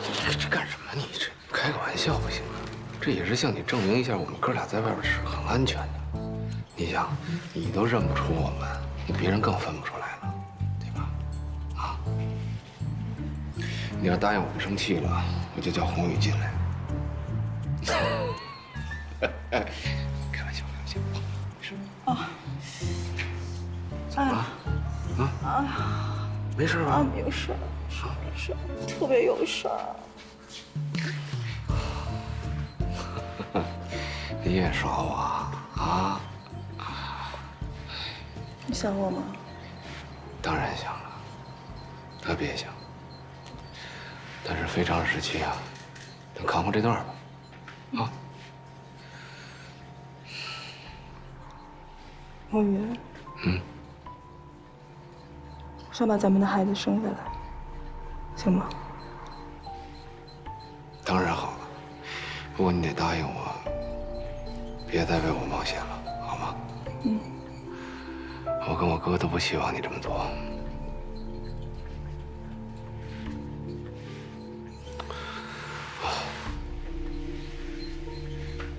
你告诉我，那案卷第10页你是怎么拿到手的？哎，亚楠，有水吗？给你倒一杯。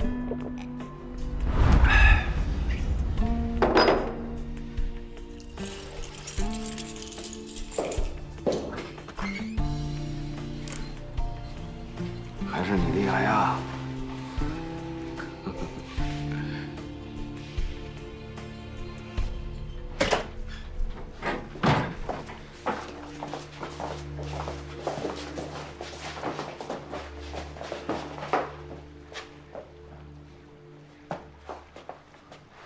都在这站着干嘛啊？该干嘛不用我重复了吧？赶紧的！这屋里怎么他妈那么黑？叔，您把眼镜……这别，把帘拉开。哦。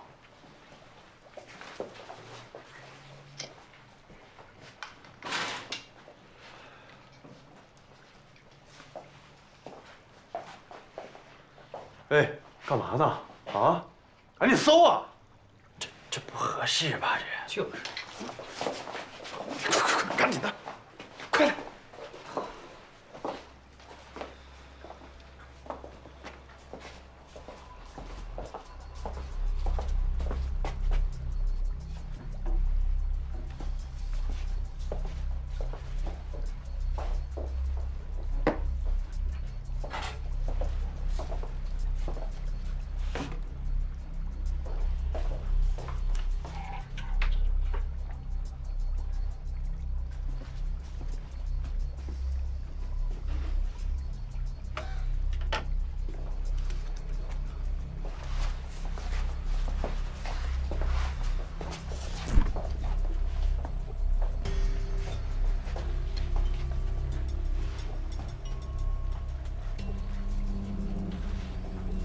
看你就是执念太重，所以暴饮暴食，你一个人吃了那么多啊？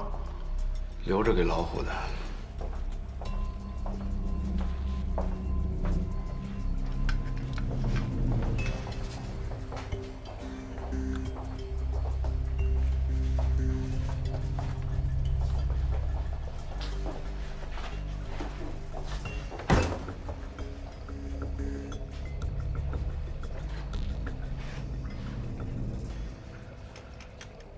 知道这叫什么鱼吗？真不知道。这叫肺鱼。肺鱼？靠肺呼吸，却生活在水里，食肉凶猛。知道这家伙的生存能力有多强吗？牛叉啊！我去的！目前看来，房间内只有一人质。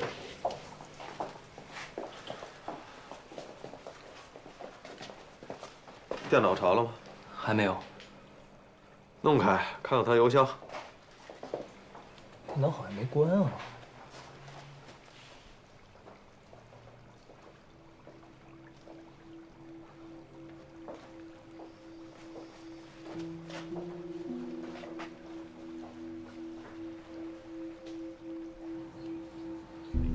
周雪怎么可以这样啊？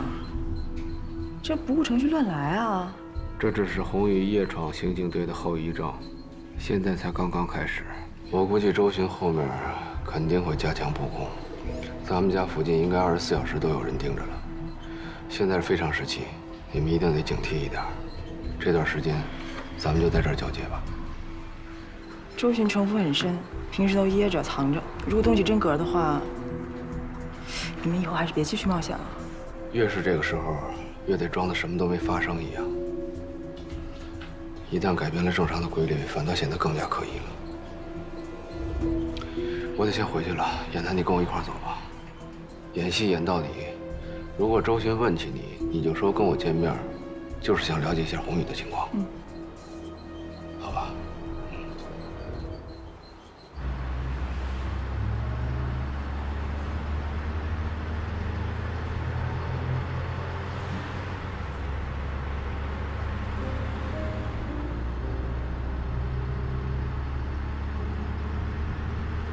不好意思，一直瞒着你。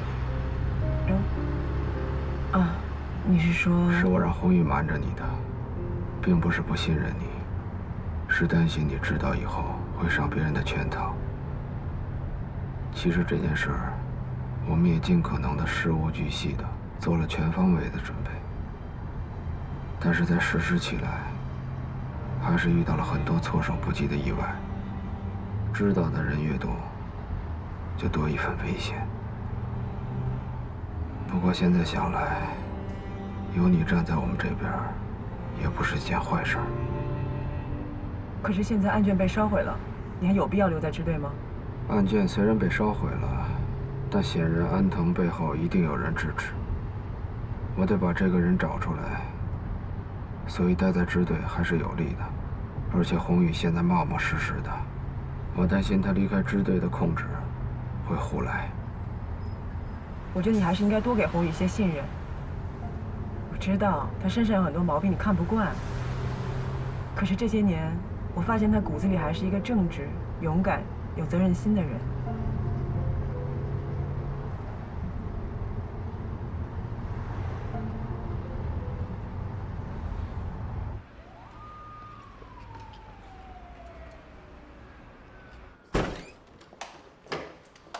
现在终于出事了，你满意了吧？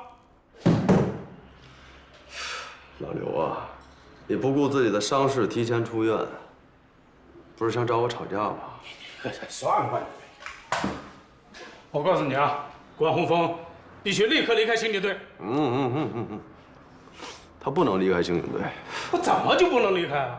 我告诉你，周雪啊，案卷这件事儿跟他关洪峰肯定脱不了关系。你是不是要等到这哥俩把刑警队都给点着了，你才满意啊？啊？关魂宇已经沉不住气了，他们肯定联系过。出了这么大事儿，他们的联系肯定更频繁。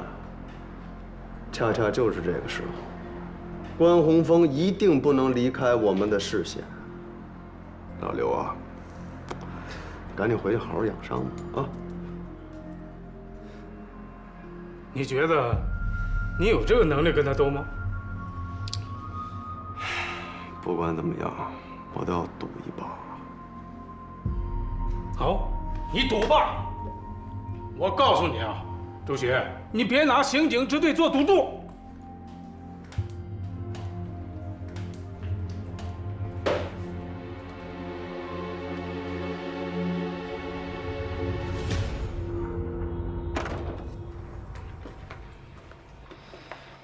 这个胖子说要见你，靠谱吗？相当靠谱啊，让他进来吧。嗯。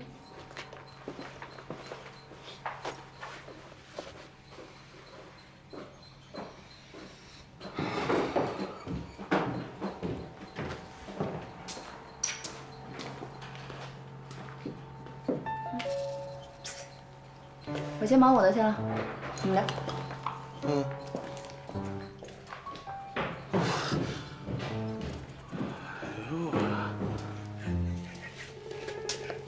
床都搭好了，你说红宇，你这算不算是金屋藏娇呢？别废话，你怎么找着我的？我盯上的人什么时候跑呀？那我现在一点不关心这事儿，我就好奇呀，亚楠知不知道这事儿？我有一种莫名的冲动，不知道为啥，可能是想他了，就特别想给他打个电话。亚楠刚走。谁？亚楠啊，刚还在这儿呢。刚从这儿走啊？啊！这玩意儿，红宇，你们现在都这么和谐吗？别跟我废话了，你找我到底干嘛？你前2天不是让我给你黑那个监控吗？哥们儿有结果了，完全黑不着。可能是周巡他们之前把这个资料就都已经带走了，但是哥们儿这次来给你带来了一个关于安藤的其他的线索。什么线索？安藤在上周去过2次和弦酒吧，我觉得这事儿你有必要查一查。这也叫线索？大哥，现在都什么时候了？你这不能放过任何蛛丝马迹啊！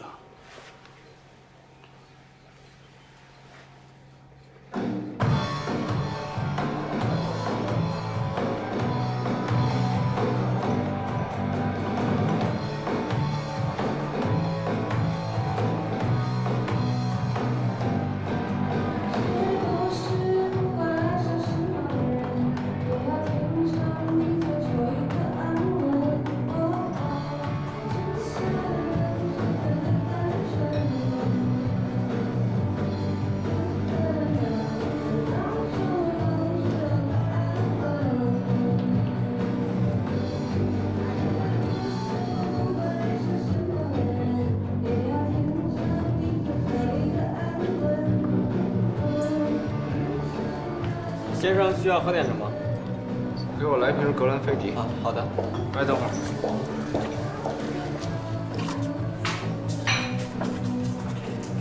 谢谢大哥。麻烦你个事儿。这个人你在这儿见过吗？没见过。谢谢。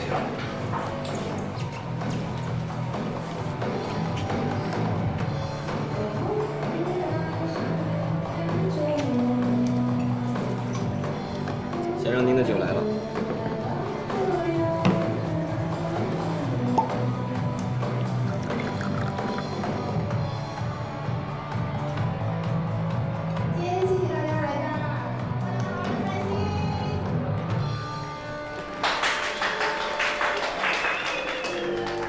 姐，你今天出门的时候钥匙忘带了。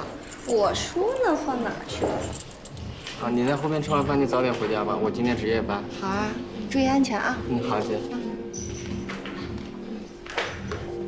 哎，美女，嗓音不错啊！走，我请你喝2圈，然后咱俩找个地方听听你的嗓子。何公子，正好不喝酒。哎，我来都来了，你不陪我喝2杯，说不过去吧？哎，走吧，走吧。你干什么呀？动手动脚！没事吧？这是我男朋友。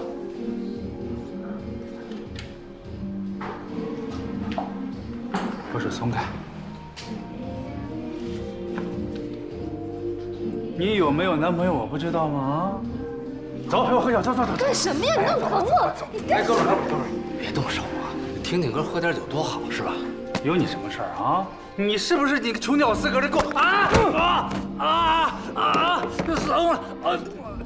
哟，嗓子这么好，怎么不上跨界歌王啊你？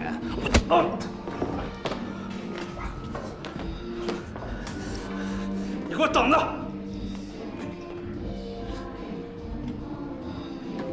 刚刚多谢了，大哥。不过我觉得你现在得赶紧走了，他是郭西厢的儿子。今天这杯酒我请你了。你请我？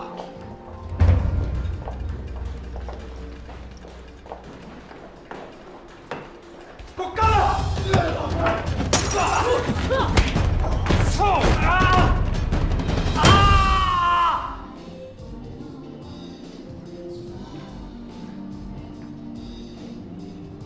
我知道你小子长什么样，别再让我看见你。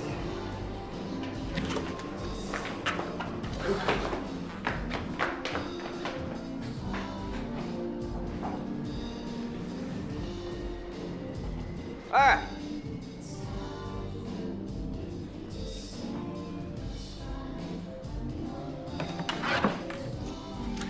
你这瓶酒算是陪我的还是请我的呀？你不是不喝酒吗？那要看跟谁了。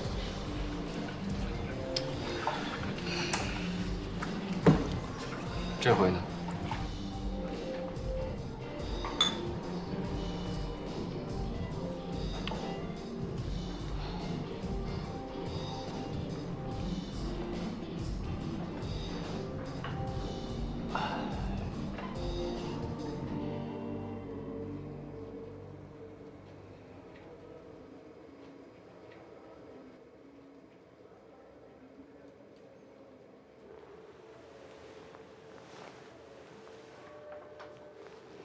你醒啦？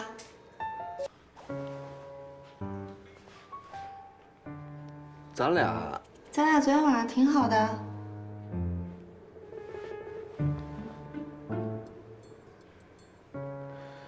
还断片了。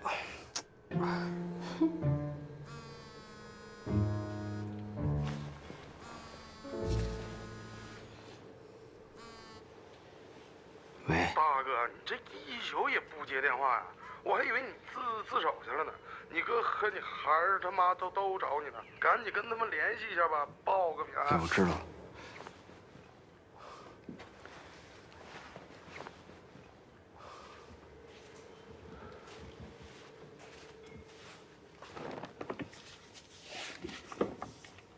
小波等一下就下班了，我得赶回去给他做早餐。我先回去了。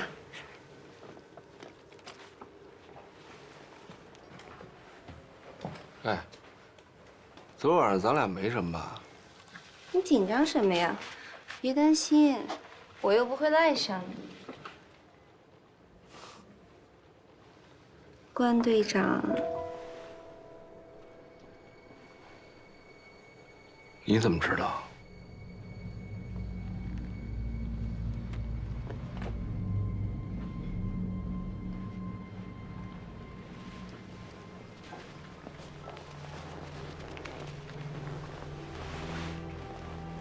之前我还一直在想，你怎么那么眼熟啊？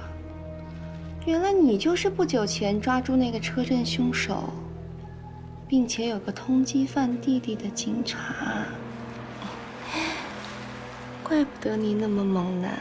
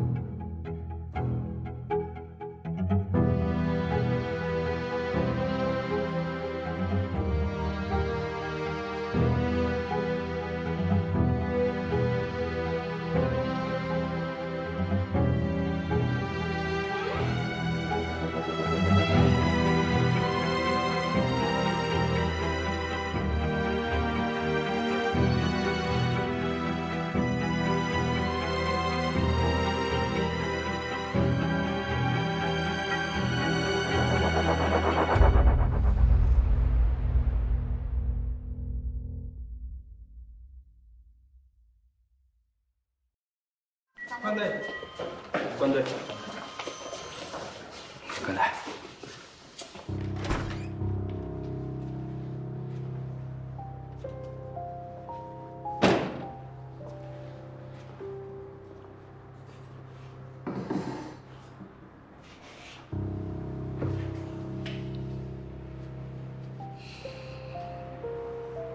老周，回头告诉技术队，下次别费那劲了。锁皇底柱24的位置，门就能开了。我这孙猴子再精明，也斗不过你这二郎神啊！谁让你有3只眼呢？有什么发现吗？老关，这老虎，它不吃手机呀！啊！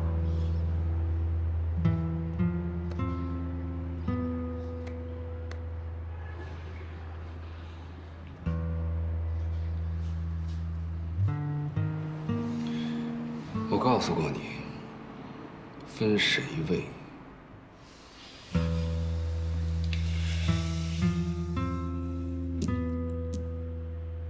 我知道你们2个人见过面，而且一直在联系。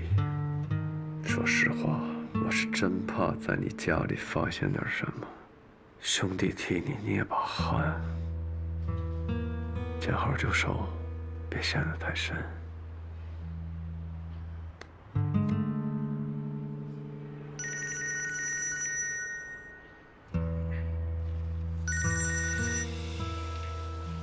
喂，行，知道了，马上过去啊。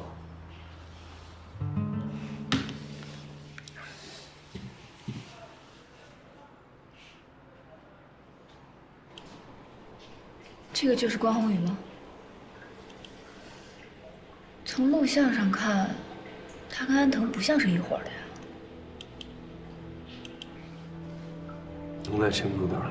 已经送去总队和物证鉴定中心了，但是因为这个监控型号太老了，灯光又差，清晰成像的效果不会好多少。而且不知道是不是因为巧合的原因，所有的监控都没有拍到这3个人的正脸。王口大堂的监控呢，也没拍到。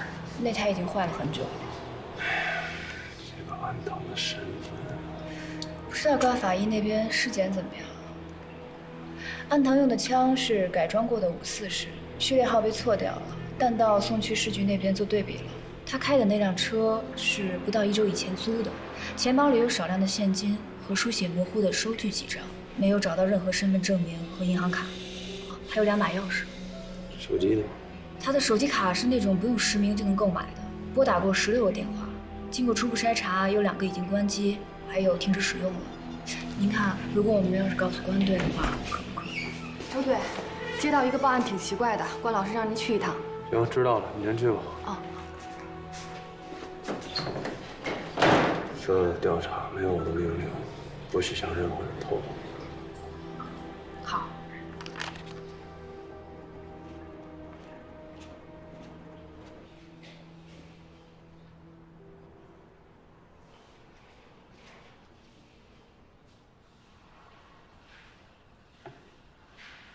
啊，这是我们周队。啊，走。麻烦你再说一遍吧。今天一早我接了个电话，说是我儿子给绑架了，还要我准备500万现金赎人。你确定你儿子被绑架了？跟他联系过没有？没有。那你最好先确认一下，他是不是真的被绑架了？周队长误会了，我接电话的时候，我儿子小鹏一直坐在我身边呢。哦，那可能是诈骗。 现在这种事儿挺多的，既然孩子没事儿，甭理他们了啊。你先别着急，听他把话说完。确实有些怪的事情。小鹏昨晚出去玩，喝了那小酒，半夜是坐的出租车回家的。可是现在，他的车找不着了。那这样的话，那我们先按车辆失窃处理一下，好吧？哦。 我建议还是按绑架案来处理。人都在这。一般绑架诈骗电话，可能索要的也就是5到8万，10几万的都很少。你听说过一上来就要500万的绑架诈骗吗？亚楠，来，把这签下。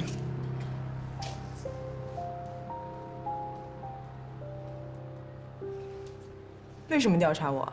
我涉嫌什么违纪行为了吗？这还不是之前关宏宇夜闯支队时闹的吗？你签一下吧，走走过场，做个样。可是这上面既没有主管局长批示，也没有周巡签字，我为什么要签？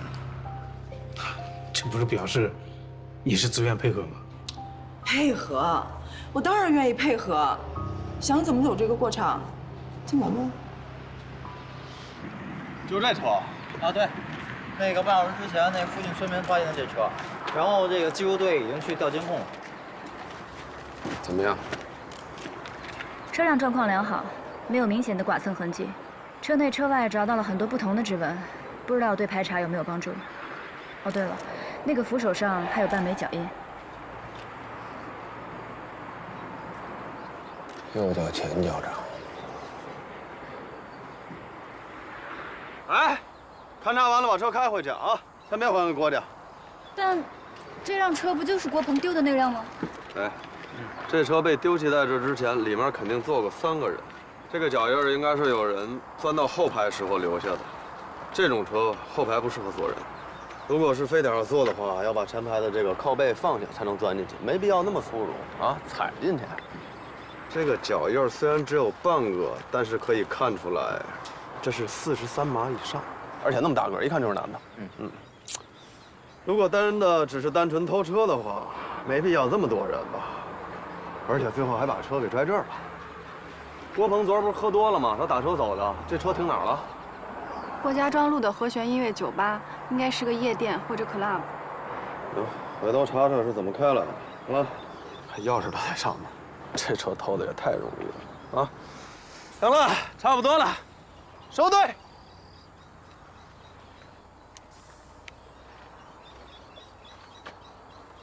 王志革夜闯支队时，你在干什么？我已经跟周队汇报过了。那天晚上停电之后，官队来法医实验室找我，我们在楼道里相遇，遭到王志革的追杀，我们就一路逃到停尸间，借助停尸间的门挡住了王志革，直到电力恢复，增援赶到，我们才离开。从楼道里留下的枪痕来看，王志革一路追杀你们到法医实验室，一共开了5枪，但都没有打中。您觉得很遗憾？他进入法医实验室以后呢，就再也没有开枪。大概他是对9毫米的子弹能打穿16厘米厚的大门没有信心。可你知道吗？就是在那个时候，周队和关宏宇在楼道相遇，并爆发了冲突。鉴于当时情况危机，周队呢就没有继续追捕他，而是去营救其他同事。依据他们2个人短暂的交流，我们得知关宏宇是从楼上下来的，他很有可能进了法医实验室，这也符合他声称的去救关队的目的。好感人啊！可是这跟我有什么关系呢？因为我们怀疑关宏宇和王志革是一伙的。那他们俩就是一起来杀我和关队的，好险啊！然子，配合一下嘛。您这种完全不着调的猜测跟我有半毛钱关系啊！我怎么配合你？王志革之所以放弃追杀，很有可能是被关宏宇半路拦下的。那我怎么可能知道呢，刘队？王志革这会儿还在停尸间，要不您去问问他？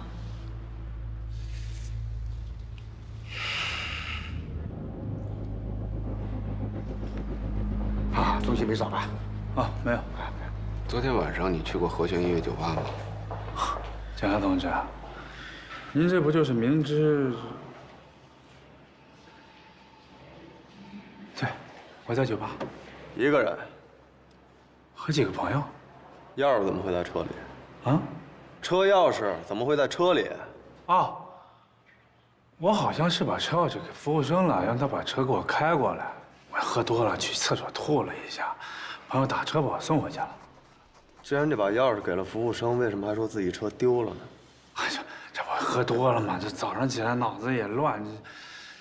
哎，严同志，真不好意思啊，一场误会，给大家添麻烦了。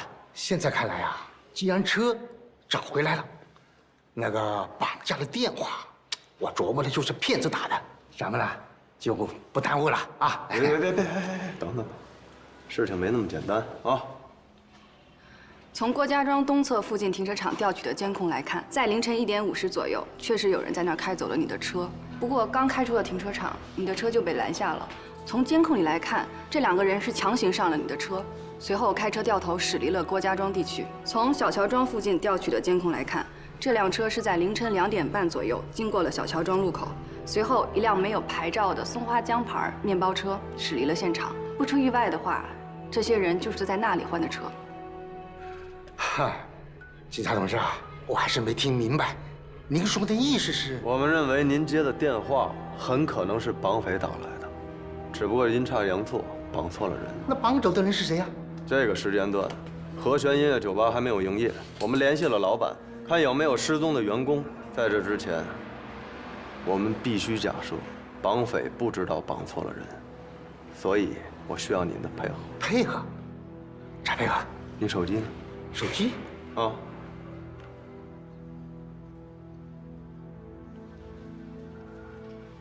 哎，配合我们，就当你儿子真的被绑架了。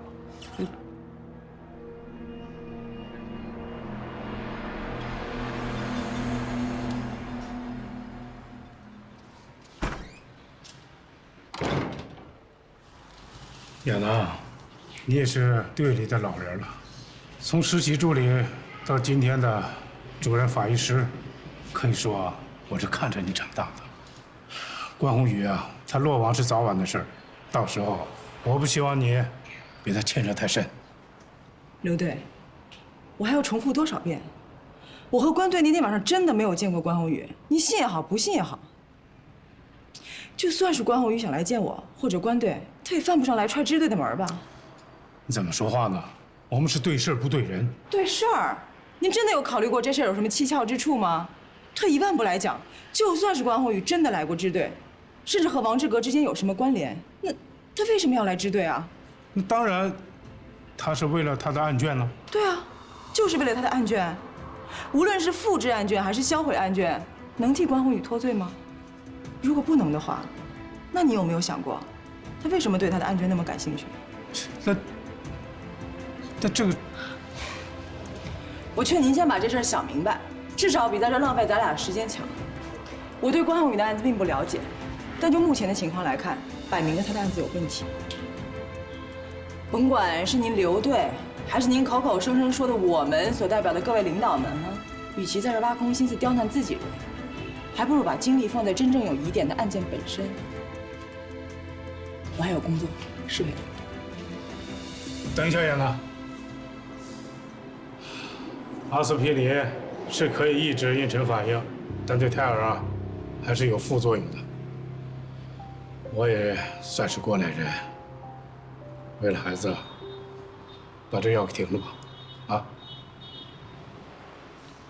谢谢刘队提醒。您为孩子着想的方式，全支队的人都见识过。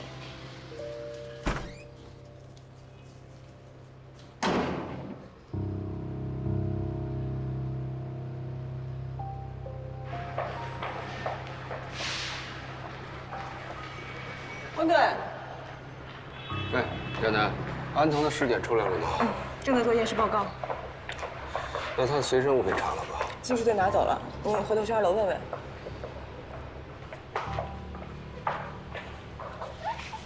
刘长勇知道我怀孕的事儿，他怎么知道的？不知道，可能是猜测。先不管了，暂时统一口径吧。你在这干嘛？传达室说有人找我。关队长。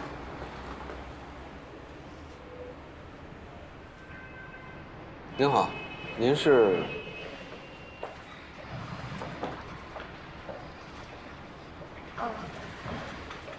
我弟弟昨天一晚上都没回来，我也联系不上他，所以我就想来找你，看你能不能帮我找找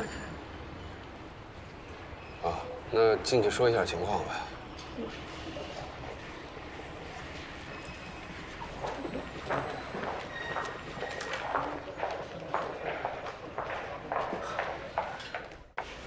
请坐吧。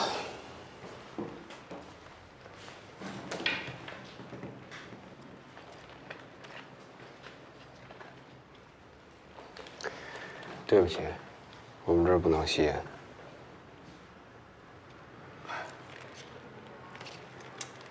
关队长处处留情不要紧，关键您可别提个裤子不认人呢。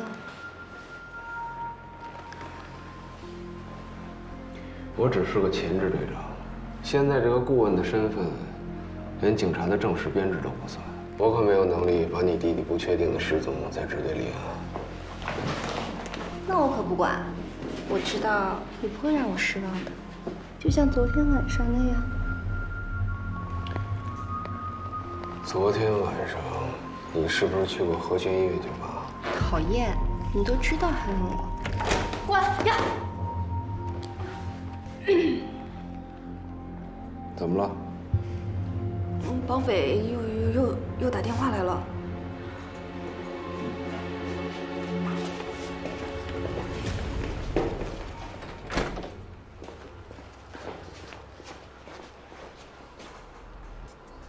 啊，纸和笔都找着了，你说吧。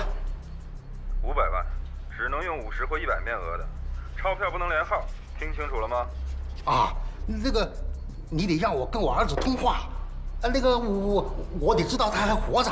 姓郭的，你儿子的命捏在我们手上，轮不到你发号施令。那我连我儿子死活我都不知道，我凭什么给你付钱呢？再说了，你要是把他给害死了呢？你他妈是不是报警了？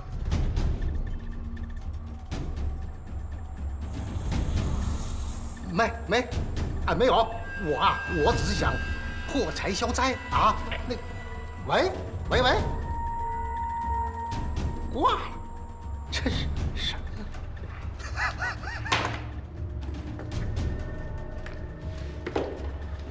定位到了吗？主叫号码是一个网络 IP， 定位不到。IP 地址呢？好像是一个境外的处理器，应该是用了 VPN。外网代理的 IP 端。像这样的代理应该都是屏蔽 IP 地址的，因为像这样代理本来就是用的境外处理器。哎，地下同志，你看啊，配合工作配合到这份上，我够可以了吧？再说了，这事本身跟我家就没什么关系，你老这么折腾我，没准我就会招祸的。对，感谢，非常感谢啊！您再稍微的配合一下啊！真要是把人这救出来，这不也是祖上积德的一件事吗？啊，积德行善这是啊。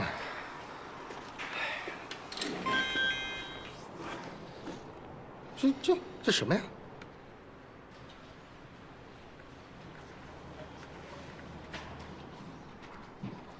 你找人啊？哦，我找关队。你是关队朋友啊？昨天晚上刚认识的。您是？高亚楠，关队的同事。你好，我是任迪。喂，找谁啊？我，关队的朋友说有事儿找他。老关，你的朋友？您要的验尸报告。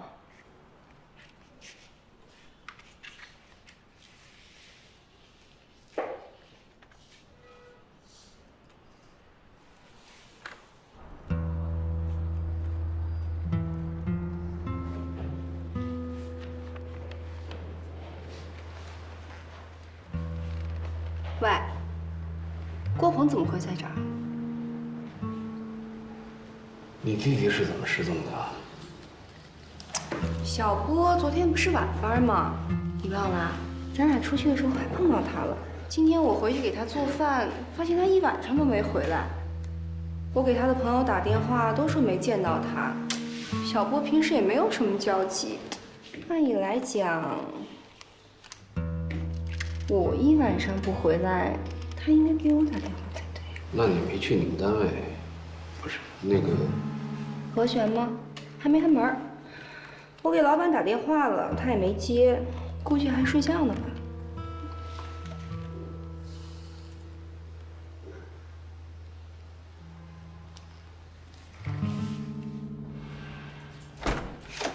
哎呦嘿，正找你呢。那个，刚才那个事儿，你怎么看？安藤的验尸报告你自己看看吧。哦，对了，那个技术队正在处理刚刚传过来那张人质照片，发现照片呢？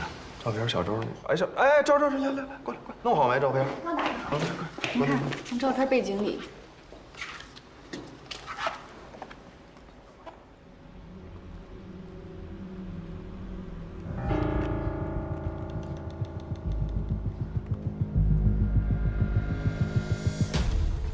我们现在已经得知，被绑架的人是和弦音乐酒吧的服务生，叫任波，23岁，河北石家庄人。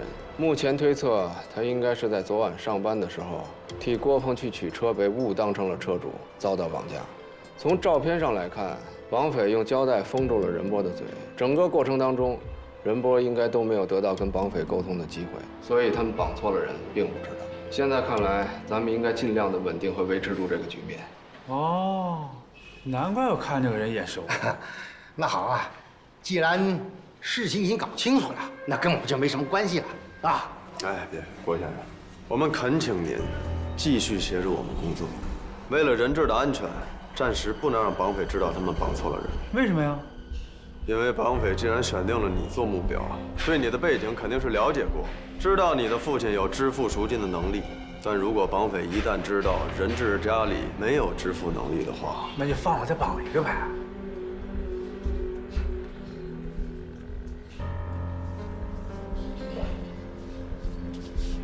有这种可能，但如果绑匪心狠手辣的话，撕票也是一种选择。我跟你一样想通走这爷俩，但要控制好情绪。他们并没有法定的义务配合我们的工作。 争取他们的协助，也是为了营救人质，多争取时间。这个任波的姐姐是在和弦酒吧做驻场歌手，家境贫寒，姐弟俩相依为命，在外地打工，应该没有能力支付这笔赎金。关队，我们放大了照片，从背景上看，好像窗户有一部分是被牛皮纸包住的。这个照片我看过了，从阳光照射进来的角度来看，任波应该被绑在一个西南朝向的房间里面。 而且地面和墙面都非常的残破，这种坎墙上贴的瓷砖现在都很少见了。这应该是一个待拆迁的房子。从这个户型来看，这种房子应该都在京港的老城区，不管是绑匪自己的还是他临时租的，这个地方显然都快拆了，对吧，关队？那周队，您说我们是不是要把这些？对，把照片送到物证鉴定中心做一下锐化处理。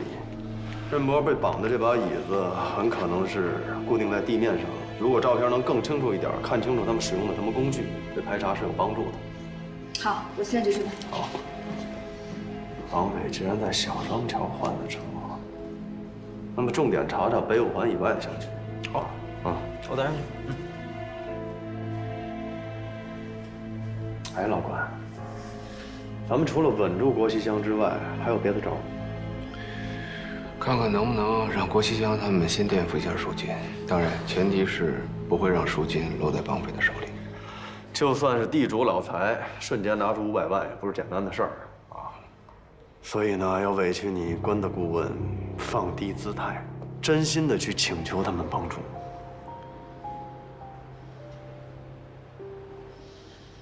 安藤的验尸报告上。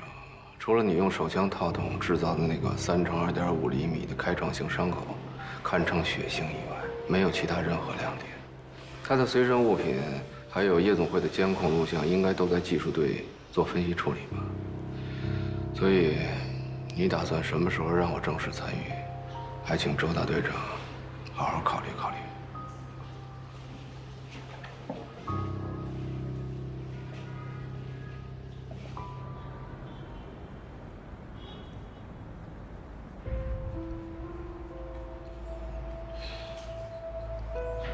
人家已经找到支队去了，我看你怎么收场。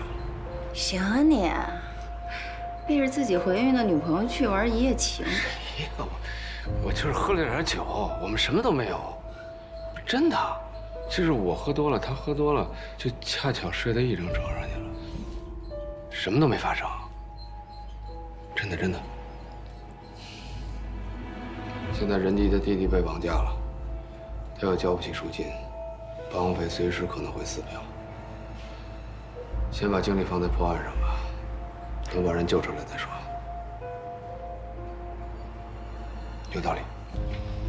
我对你今天晚上将会面对的境遇深表同情。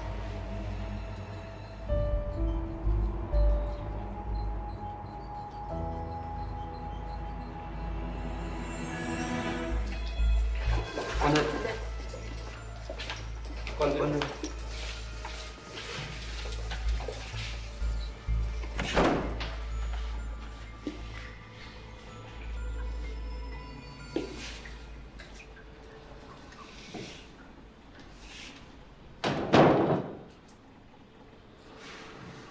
找我。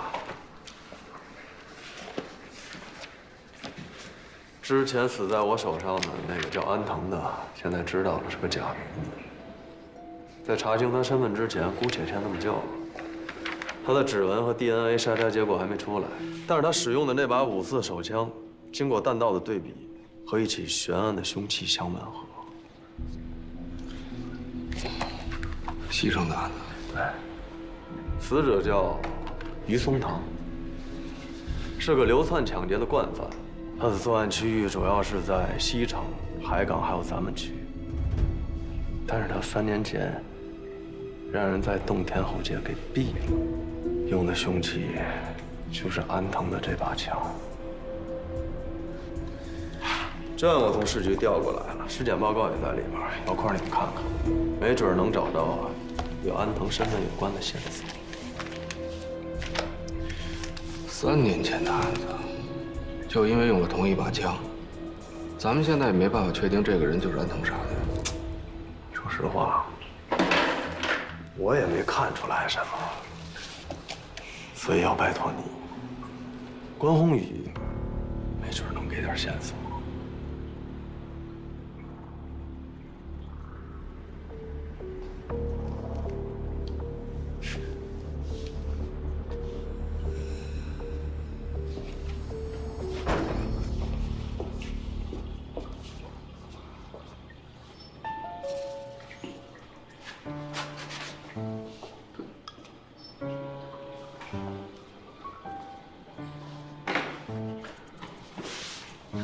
哎，什么意思？他怎么还在这儿？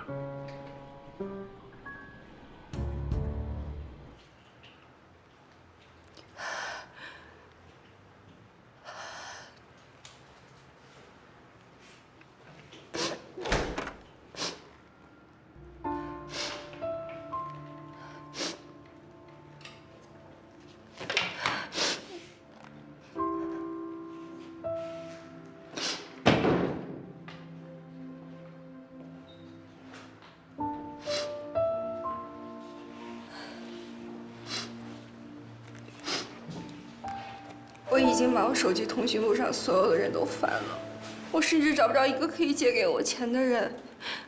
500万，这对郭鹏他爸来讲就是一栋房子的事儿。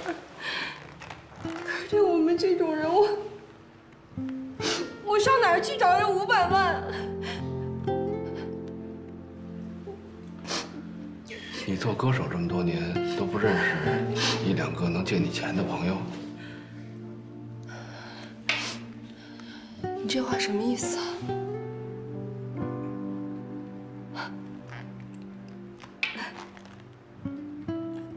有啊，好多个呢，像郭鹏这样的，找我去陪他们睡就行，对吧？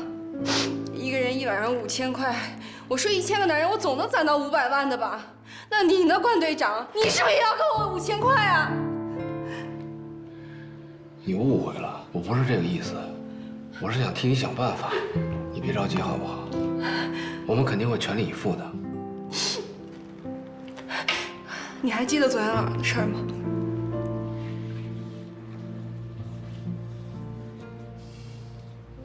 哪件事儿？郭鹏的帽子。帽子？小波，小波，哎哥，鹏哥的车停哪儿了？啊，鹏哥的车就停在那边呢，就是左拐，然后再去把鹏哥车开了。啊，好嘞。哎，对不起哥，哥们看着点啊。凶什么？这我弟弟。你弟弟啊？自家人。哎，走了啊。难道说？对，就是因为你，他们才会把小波当成郭鹏给绑架了。关队长，你全力以赴是不够的，你必须把小波给我找回来。人弟，你不能走，你得留下来给我们提供更多线索。我在这儿也帮不上什么忙，还不如回去工作，给我弟弟攒赎金。运气好的话，没准还能碰见2个有钱的客人。你还不去送送人家？不是你想的那样。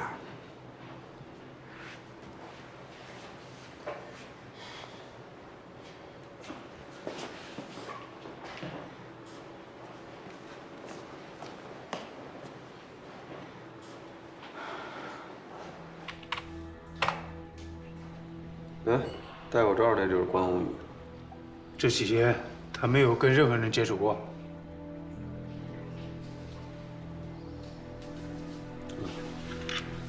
这个人就是跟安东一伙的，不过没拍出正脸，身份也没法确认。到屋去。停，把这放大。刘队，这人您认识？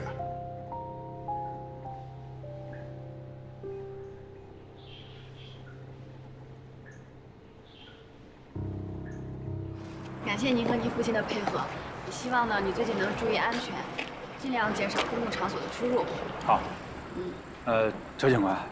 如果方便的话，你给我留一个电话，闲下来的时候一起坐坐。您要是想找我的话，就打支队的电话就可以了啊。好，放心吧，一有消息我会立刻通知你。关老师，我不管，你必须把小波给我救出来，这是你欠我的。行了，关队长，我就不劳您远送了。等一下。怎么了，美女？我要去上班，你要是顺道的话，就送我一程吧。啊？顺路，非常顺路。来。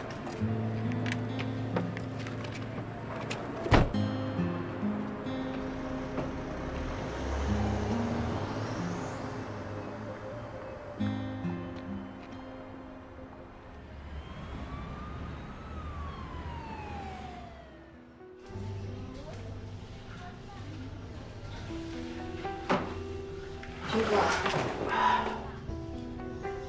你弟的事呢，我挺遗憾。但要说这500万呢，你也不是第一天来上班。该知道啊，军哥就算把这儿杂货卖点全卖了，也值不了这钱的。这个你拿着，就当是2年的工资吧。军哥也只能帮你到这儿了。至于你以后来不来上班，随你。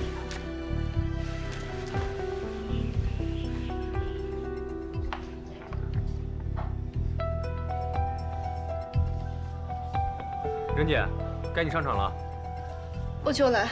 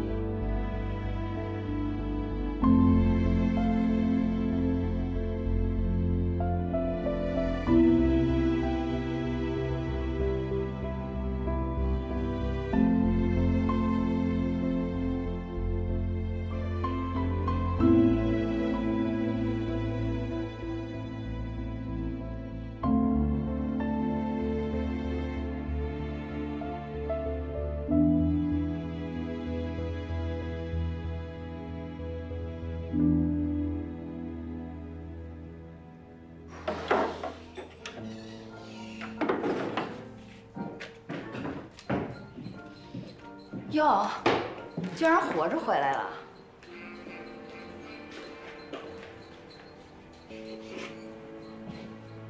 你没被人跟踪吧？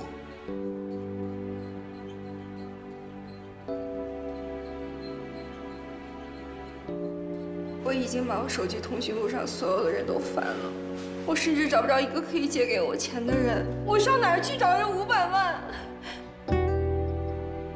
就是因为你，他们才会把小波当成郭鹏给绑架了。你全力以赴是没有用的，你必须把小波给我找回来！